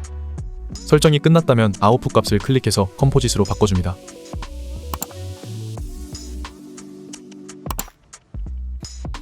배경 제거가 잘 끝났는데요. 다음으로 매트 클린업을 클릭해서 값이 보여지도록 해줍니다. 초크는 키잉된 영역의 테두리를 안쪽으로 줄이는 기능입니다. 값을 높일수록 피사체 테두리가 깎이듯 정리되고 초록 테두리처럼 남은 배경 잔여물을 제거할 수 있습니다. 하지만 너무 높이면 머리카락이나 손끝 같은 디테일이 없어질 수 있으니 조심해야 합니다.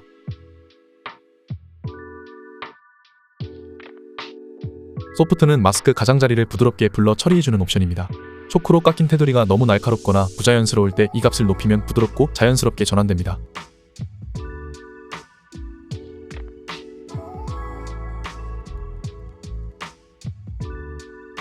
콘트라스트는 마스크 경계의 밝기 대비를 조정해서 키잉된 영역과 배경 사이를 더 선명하게 혹은 부드럽게 바꿔줍니다. 값을 높이면 경계가 뚜렷하게, 낮추면 경계가 부드럽게 표현됩니다.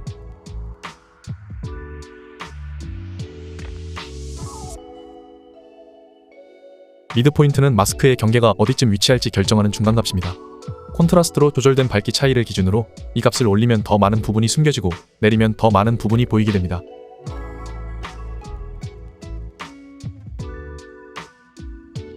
흐릿한 경계를 세밀하게 조절할 때 유용한 값입니다. 설정이 끝났다면 아웃풋 값을 클릭해서 다시 확인해줍니다. 배경 제거가 잘 끝났습니다. 이렇게 9가지 조절 항목을 이해하면 더 깔끔한 배경 제거가 가능한데요. 크로마키 배경 촬영본은 촬영 시 조명과 그림자 등 여러 요인에 의해 값이 달라지기 때문에 각자 촬영본에 맞는 값을 찾아야 합니다. 이런 방식을 이용해서 크로마키 배경 제거를 잘 활용해 보시길 바랍니다. 이 영상이 도움이 되셨길 바라며 영상 시청해 주셔서 감사합니다. 안녕하세요. 이번 영상에서는 에센셜 사운드 패널을 활용하는 방법에 대해 간단하게 알아보겠습니다.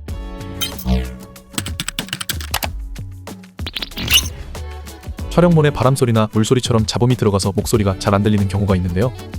흰수염 폭포에 촬영하러 왔는데요. 간단하게 잡음을 제거할 수 있습니다. 잡음이 들어간 촬영본 혹은 녹음 파일을 타임라인으로 가져오고 상단의 윈도우에서 에센셜 사운드를 클릭합니다. 이 패널은 사운드 보정에 꼭 필요한 패널입니다. 이 패널에서 자동으로 다이어로그인지 뮤직인지 태그가 될 수도 있지만 직접 선택으로 태그를 해줍니다. 목소리는 다이어로그로, 배경음악의 경우 뮤직으로 선택합니다. 만약 잘못 선택했다면 클리어 오디오 타입을 클릭해서 해제하면 됩니다. 다이어로그로 선택한 오디오의 잡음을 제거하는 방법은 간단합니다. 인핸스 스피치의 인핸스를 클릭하면 되는데요. 클릭해 보겠습니다. 흰수염 폭포에 촬영하러 왔는데요. 전체적인 소리가 줄어들었지만 잡음 제거는 나름 잘 되었습니다. 여기에서 믹스 어마운트가 너무 높아지면 목소리가 어색해질 수 있으니 주의해야 합니다. 작아진 소리는 클립 볼륨을 통해 올려주면 되는데 클립 볼륨 값을 7 정도로 높여보겠습니다. 흰수염 폭포에 촬영하러 왔는데요. 흰수염 폭포에 촬영하러 왔는데요. 여기에 리페어를 통해 조금 더 보정을 해줄게요. 리페어를 클릭해서 값이 보여지도록 해줍니다. 리듀스 노이즈는 지속적인 배경 잡음 제거이고 리듀스 럼블은 실내 울림이나 메아리 제거, 디엄은 정기적 저주파 제거, DS는 영어 S 발음 등에 완하지만 잘 사용하지 않습니다. 이번에는 리듀스 노이즈를 일정도로 높여주겠습니다. 흰수염 폭포에 촬영하러 왔는데요. 이 값도 마찬가지로 너무 높여주면 목소리가 어색해질 수 있으니 주의해야 합니다. 자신의 오디오 녹음 상태에 따라 값들을 조금씩 올려서 들어본 뒤에 보정해보고 리페어가 만에 사용하지 않는 값들은 클릭해서 해제를 해주는 게 좋습니다.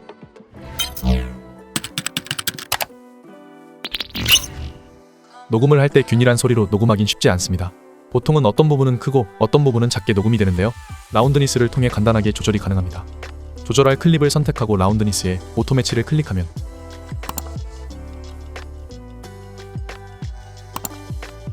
자동으로 표준 음량으로 균일하게 조절이 됩니다. 이 기능은 자주 사용하는 기능이니 꼭 사용해 보시길 바랍니다.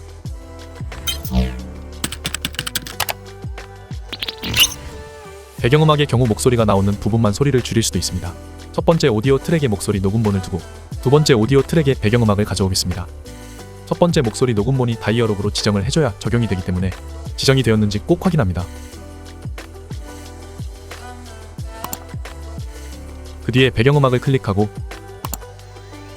뮤직으로 태그를 지정합니다. 뮤직으로 지정되면 다이어로그와 다르게 더킹이라고 보여지는데요.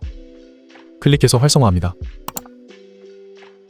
덕 어겐스트가 다이어로그로 지정이 된 걸 확인하고 제너레이트 키프레임을 클릭하면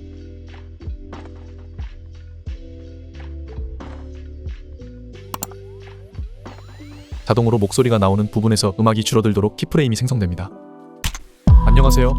이번 영상에서는 에센셜 사운드 패널을 활용하는 방법에 대해 간단하게 알아보겠습니다. 촬영본에 바람소리나 물소리처럼 잡음이 들어가서 목소리가 잘 안 들리는 경우가 있는데요. 간단하게 잡음을 제거할 수 있습니다. 만약 목소리가 나오는 부분에서 음악 크기를 더 작거나 크게 하고 싶다면 덕 어마운트의 값을 조절하면 되고 조절한 뒤에 다시 제너레이트 키프레임을 클릭하면 적용됩니다. 그리고 페이드 듀레이션은 값을 높일수록 키프레임 간의 시간이 늘어나니 이 값도 조절하면 좋습니다.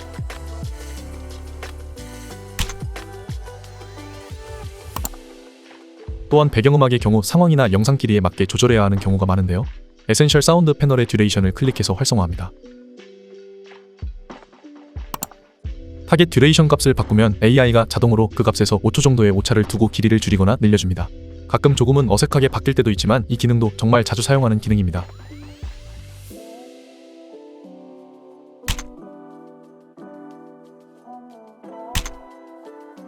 이 방법 외에 툴박스 패널에서 세 번째 리플 에디터를 꾹 눌러서 리믹스 툴로 마우스를 변경하고 음악의 길이를 조절해줘도 됩니다.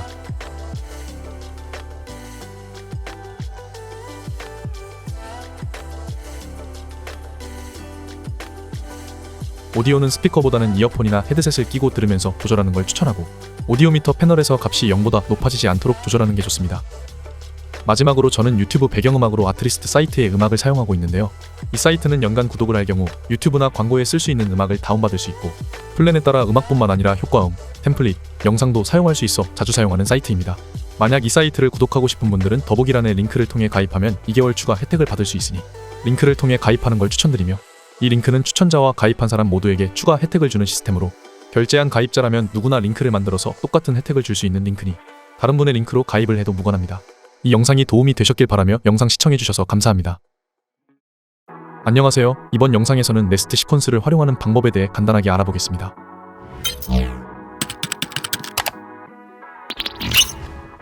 네스트 기능은 여러 클립을 하나의 시퀀스로 합쳐주는 기능입니다. 타임라인의 트랙을 깔끔하게 정리하거나 여러 클립에 한 번에 효과를 줘야 할 때 주로 사용하는 기능인데요. 사용 방법은 간단합니다. 여러 클립을 마우스로 드래그하거나 쉬프트를 누른 상태로 합치고 싶은 클립을 선택합니다. 그 후에 마우스 우클릭을 하고 네스트를 선택하고 시퀀스의 이름을 입력하면 끝입니다. 그러면 이렇게 네스트 시퀀스가 생성되었는데요. 네스트 시퀀스는 타임라인에서 시퀀스 클립을 더블 클릭해서 수정하거나 프로젝트 패널에서 더블 클릭해서 수정할 수도 있습니다. 이렇게 만들면 여러 개의 클립을 하나의 클립처럼 묶어서 동일한 효과를 줄 수 있습니다.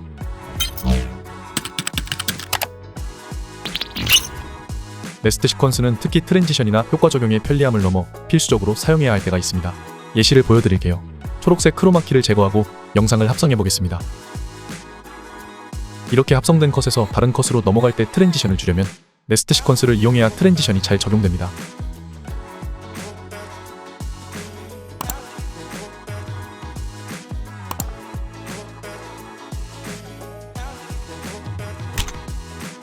여기서 주의할 점은 트랜지션이 적용될 만큼 여유 길이가 있어야 합니다. 이럴 때 네스트 시퀀스를 더블 클릭해서 트랜지션이 들어갈 부분의 길이를 여유롭게 늘려주면 해결이 됩니다.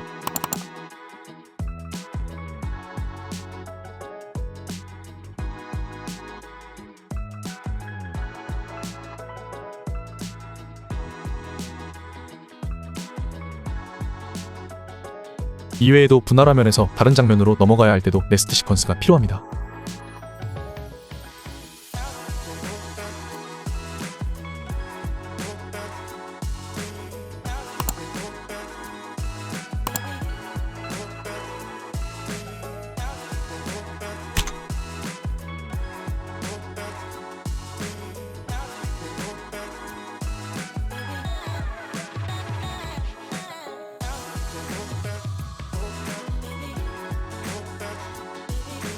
이 기능은 키보드 숏컷에서 네스트로 검색 후 단축키를 지정할 수도 있으니 자주 사용한다면 단축키로 지정해줘도 됩니다.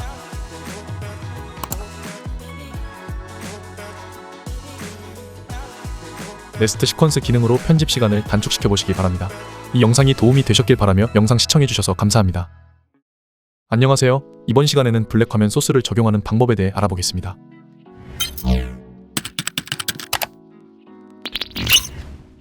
영상을 편집하다 보면 잉크나 브러쉬 등 이런 특별한 느낌의 트랜지션을 활용하거나 오버레이 소스 등을 이용해 영상을 꾸며줘야 할 때가 있습니다. 하지만 소스 자체에 알파값이 있는 상태로 업로드를 하면 용량이 크기 때문에 대부분 이렇게 알파값 대신 블랙 화면이 입혀진 상태로 업로드가 되어서 다운받으면 블렌드 모드나 트랙 매트 키를 통해 설정을 해야 사용할 수 있습니다. 대표적인 몇 가지 사용 방법에 대해서 간단히 알려드리겠습니다. 소스들은 무료 사이트에서 다운받을 수 있는 소스들로 동영상 더보기란의 링크를 통해 다운받으면 됩니다. 먼저 영상 하나를 첫 번째 트랙으로 가져와 주세요. 그리고 오버레이 샘플 파일을 두 번째 트랙으로 가져옵니다. 그냥 재생하면 이렇게 위에 있는 오버레이 영상만이 보여집니다. 이런 경우에 두 번째 트랙의 오버레이 영상을 클릭하고 이펙트 패널의 블렌드 모드에서 스크린으로 변경하면 블랙 화면이 사라지며 잘 적용이 됩니다.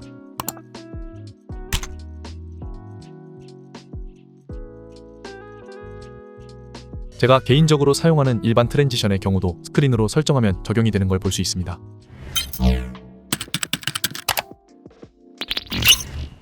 그리고 이런 잉크 트랜지션을 사용하는 방법입니다. 먼저 재생될 영상을 첫 번째 트랙으로 가져와주고 잉크 트랜지션을 세 번째 트랙으로 가져와줍니다.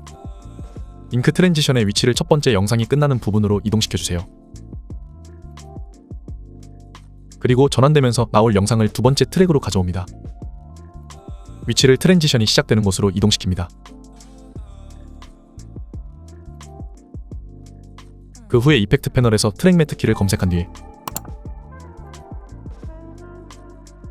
효과를 두 번째 트랙의 영상에 적용시켜주세요. 이펙트 패널의 효과에서 컴포짓 유징을 클릭해주고 매트 루마로 변경합니다. 그리고 매트를 클릭하고 트랜지션이 있는 트랙인 비디오 3로 변경합니다. 그러면 이렇게 두 번째 트랙의 영상이 잉크 트랜지션으로 나타납니다. 다만 트랜지션 파일이 끝나는 지점 이후에는 알파 값으로 나타나는데요.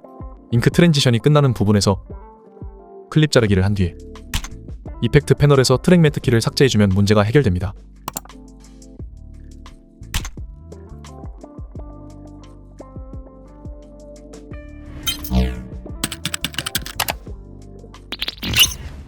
마지막으로 이런 소스를 텍스트나 이미지에 적용하는 방법입니다. 첫 번째 트랙의 영상을 가져오고 두 번째 트랙의 텍스트 혹은 알파 값이 있는 png 이미지 파일을 가져옵니다.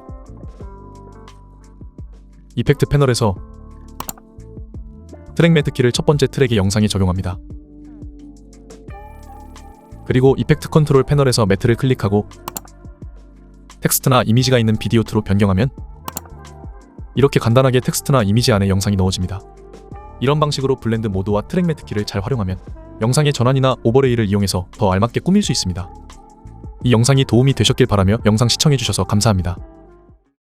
안녕하세요. 이번 영상에서는 내가 만든 도형에 PIP 영상 합성하는 방법에 대해 간단하게 알아보겠습니다.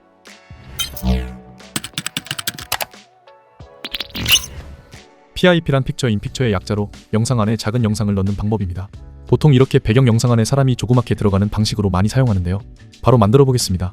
배경으로 사용할 영상을 첫 번째 트랙으로 가져옵니다. 그리고 영상 안에 넣을 영상을 두 번째 트랙으로 가져옵니다. 툴박스 패널에서 도형을 클릭하고 뷰어 창에서 도형을 그려줄게요.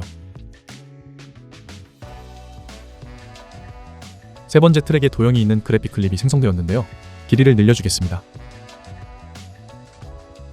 코너 라디우스 값을 조절해서 조금 부드럽게 만들어줄게요. 그 후에 이펙트 패널에서 트랙 매트 키를 검색합니다.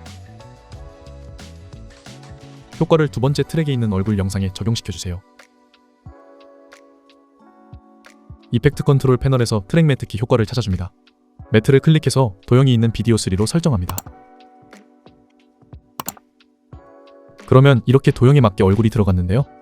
세 번째 트랙에 있는 그래픽 클립을 클릭하고 프로퍼티즈 창에서 도형의 크기나 위치를 한 번 더 조절합니다.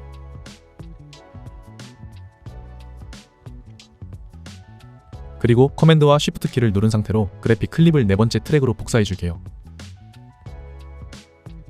복사된 클립을 클릭하고 프로퍼티즈 창에서 필을 클릭해서 채우기를 없애줄게요. 그리고 스트로크를 클릭해서 설정합니다. 두께를 조금 늘려주고 색상을 원하는 색상으로 변경해주세요.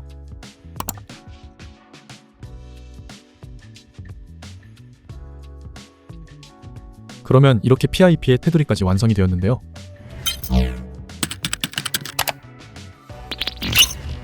두 번째부터 네 번째 트랙까지 선택을 하고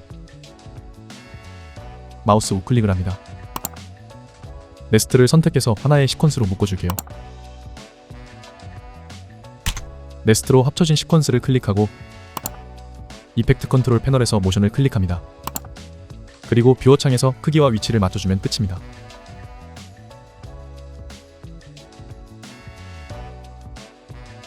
만약 PIP가 나타나는 효과를 주고 싶다면 1초 지점에서 포지션의 키프레임을 체크하고 0초 지점으로 이동해서 포지션 X값을 화면 밖으로 이동시켜줍니다.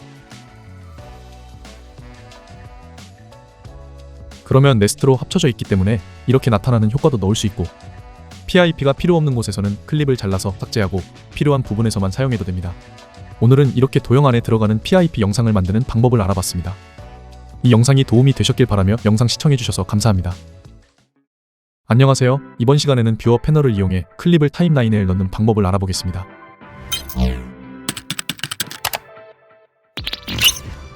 편집 중에 추가 영상을 어떤 방법으로 삽입하냐에 따라서 편집 속도가 빨라질 수도 있고 시퀀스가 꼬일 수도 있습니다. 프로젝트 패널에서 바로 뷰어 창으로 드래그를 해서 화면에 보이는 것 중에 골라 삽입해도 되지만, 클립의 길이가 길 경우에는 시퀀스가 꼬일 수 있기 때문에 소스 패널로 파일을 드래그하고 인아웃 구간을 설정한 뒤에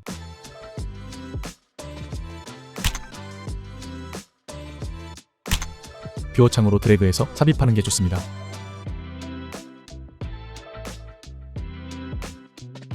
이렇게 삽입하면 타임라인의 소스 패칭 포 인서트 앤 오버라이트가 설정된 트랙으로 삽입이 됩니다.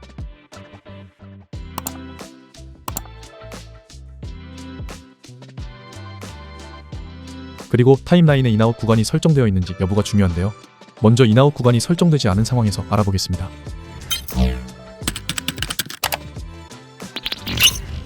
파일을 소스 패널로 가져오고 소스 패널에서 인아웃 구간을 설정해 볼게요. 첫 번째로 인서트는 가장 기본적인 삽입 방식입니다.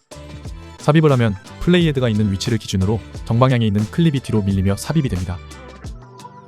플레이헤드가 위치한 부분에 잘라지지 않은 클립이 있다면 클립이 잘라지면서 밀리기 때문에 이런 점을 유의해서 사용해야 합니다. 그 다음 인서트 애프터는 플레이헤드가 있는 위치나 선택한 클립 뒤로 삽입이 됩니다. 반대로 인서트 비포는 플레이헤드가 있는 위치나 선택한 클립 앞으로 삽입이 됩니다. 인서트 애프터와 비포는 클립 단위이기 때문에 만약 플레이헤드가 있는 지점에 소스 패칭 포 인서트 앤 오버라이트가 설정된 트랙에 아무것도 없다면 기존 인서트와 마찬가지로 플레이헤드가 위치한 지점에 바로 삽입이 됩니다.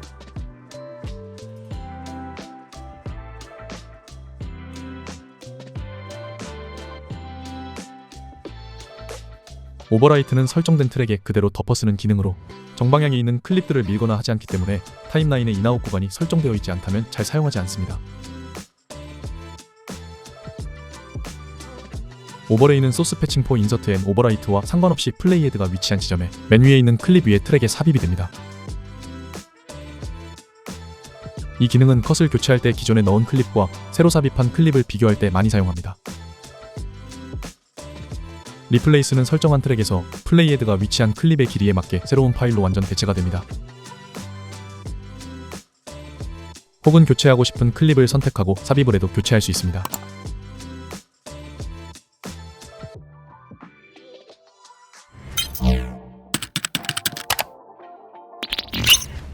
이번에는 타임라인의 인아웃 구간을 설정하고 삽입해 보겠습니다.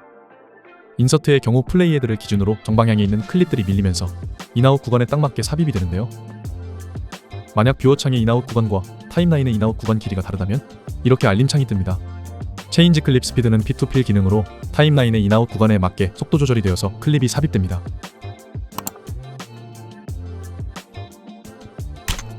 이 기능은 특정 구간에 원하는 장면이 속도 조절되어 들어가기 때문에 자주 사용하는 기능입니다. 그 외의 기능들은 자막과 같습니다.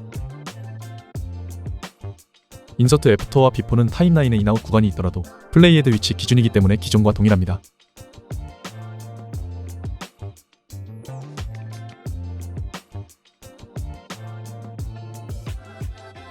오버레이도 마찬가지로 제일 위에 트랙으로 삽입이 되지만 인아웃 구간에 맞게 조절이 필요한데요. 저는 개인적으로 P2P 기능이나 이그노어 소스 아웃 포인트로 설정 후에 삽입을 합니다. 이렇게 원하는 구간만 삽입 후에 컷을 교체하는 방식으로 편집에 자주 사용합니다. 오버라이트는 이그노어 소스 아웃 포인트로 설정 후에 삽입을 합니다.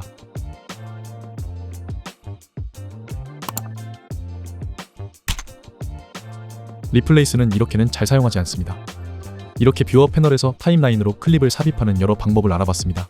이 기능들은 잘 사용하면 편집 속도가 빨라질 수 있지만 편집본의 길이에 영향을 미치는 만큼 잘 숙지해서 사용하시길 바랍니다. 이 영상이 도움이 되셨길 바라며 영상 시청해주셔서 감사합니다. 안녕하세요. 이번 영상에서는 타임라인 패널의 기능들에 대해 간단하게 알아보겠습니다.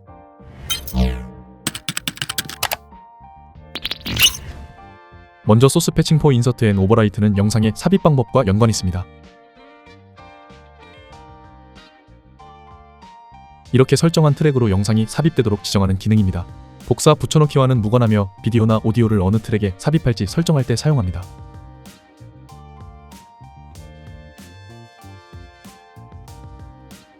아예 끌 수도 있으며 비디오와 오디오 각각 하나씩 활성화할 수 있습니다.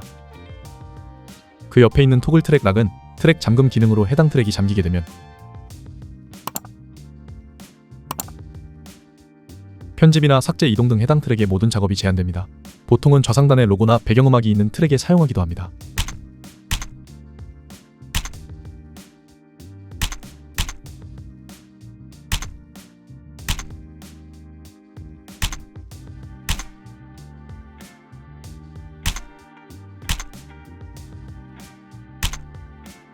옆에 있는 토글 트랙 타겟팅 포 디스 트랙은 편집에 큰 영향을 주는 기능입니다. 클립을 선택해서 자르거나 복사, 붙여넣기를 하는 게 아닌 인아웃 구간을 설정해서 복사, 붙여넣기를 하거나 애드 에딧과 같은 자르기 기능, 그리고 백스페이스 바를 이용해서 삭제할 때도 이 기능이 활성화된 트랙만 적용됩니다.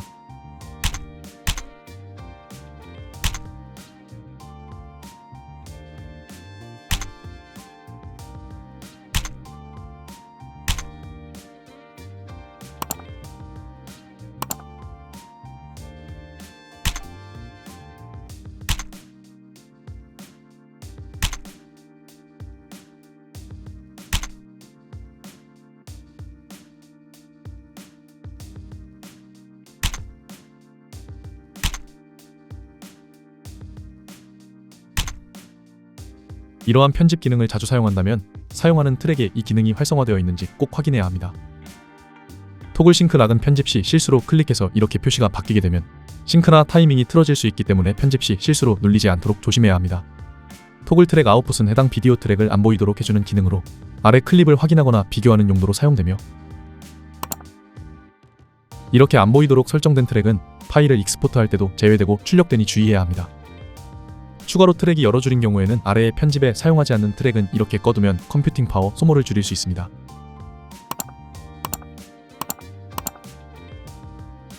오디오 트랙의 경우에 뮤트 트랙은 해당 트랙의 오디오를 음속으로 만드는 기능입니다.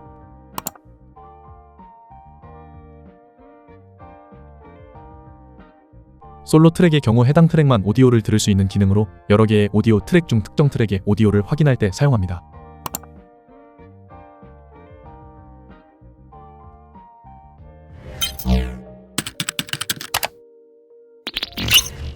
상단의 기능들에 대해서 설명하겠습니다.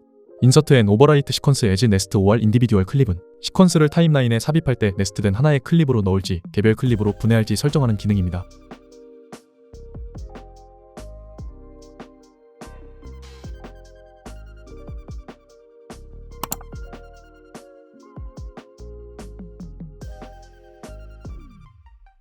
그 옆에 있는 스냅인 타임라인은 클립을 이동시킬 때 플레이헤드가 위치한 지점이나 클립의 끝에 자석처럼 자동으로 달라붙게 해주는 기능으로 활성화된 상태로 편집하는 걸 추천합니다.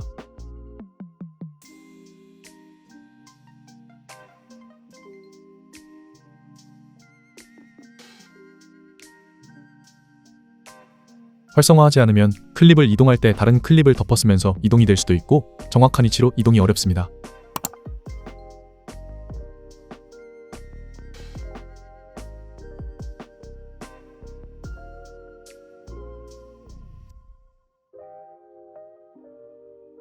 링크 셀렉션 기능은 영상의 오디오가 동기화된 파일을 다룰 때 켜두는 걸 추천하며,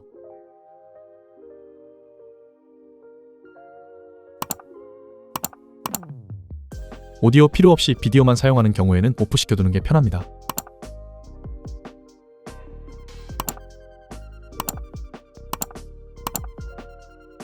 그리고 설정을 눌러보면 여러 기능이 있는데요. 쇼 오디오 웨이브폼은 오디오 파형을 보는 기능으로 이 기능은 컴퓨팅 파워를 소모하긴 하지만 편집할 때 켜두고 사용하는 게 좋습니다. 미니마이즈 올 트랙은 모든 트랙의 높이를 낮게 해주는 기능으로 여러 트랙으로 편집하는 경우에 좋습니다. 반대로 익스펜드 올 트랙은 모든 트랙의 높이를 높여서 적은 숫자의 트랙으로 편집할 때 사용합니다. 이런 기능들을 참고해서 편집 시간을 단축시켜 보시기 바랍니다. 이 영상이 도움이 되셨길 바라며 영상 시청해주셔서 감사합니다. 안녕하세요. 이번 영상에서는 어드저스트먼트 레이어에 대해 소개하겠습니다.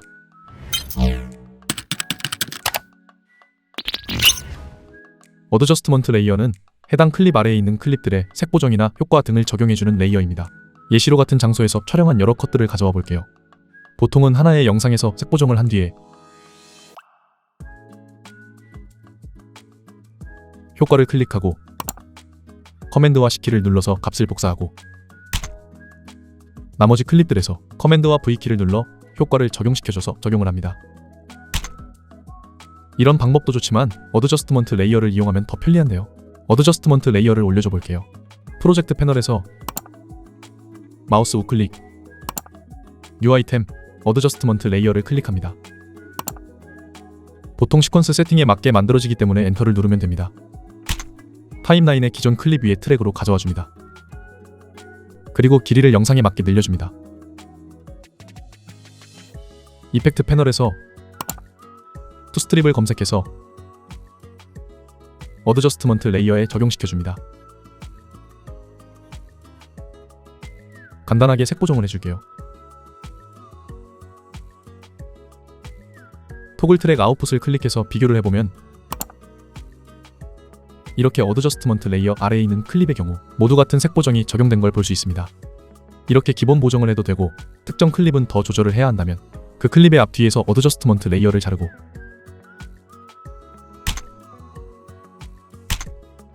해당 부분만 값을 변경해도 됩니다.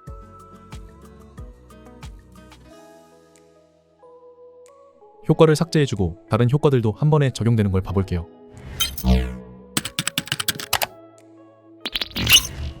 이펙트 패널에서 플립을 검색합니다. 호라이즌 플립을 적용시켜주세요. 그러면 좌우 대칭도 모두 잘 적용된 걸 볼 수 있습니다. 효과를 삭제하고 틴트를 검색합니다. 틴트를 적용시켜줄게요. 이렇게 한 번에 흑백 느낌으로 바꿀 때도 사용합니다. 마지막으로 블랙바도 적용해볼게요. 효과를 삭제하고 크롭을 검색합니다. 크롭을 적용시켜주고 탑과 바텀에 10% 정도씩 크롭을 적용해줍니다.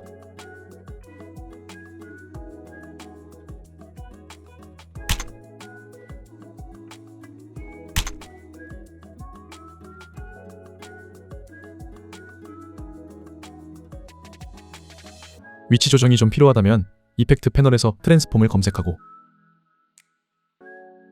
트랜스폼을 적용시켜줍니다. 그리고 이펙트 컨트롤 패널에서 크롭보다 트랜스폼이 위로 가도록 이동시켜주세요. 그리고 포지션 Y값을 조절하면 완성입니다. 이렇게 한 번에 모든 클립의 효과 등을 적용할 때 사용하면 편집 시간을 단축시킬 수 있습니다. 이렇게 프리미어 기초 20강을 끝으로 기초 강의는 마무리가 되었습니다. 다음 주에 기초 강의 취합본이 업로드될 예정이고 그 다음 주에 더 간단한 중급 강의로 돌아오겠습니다.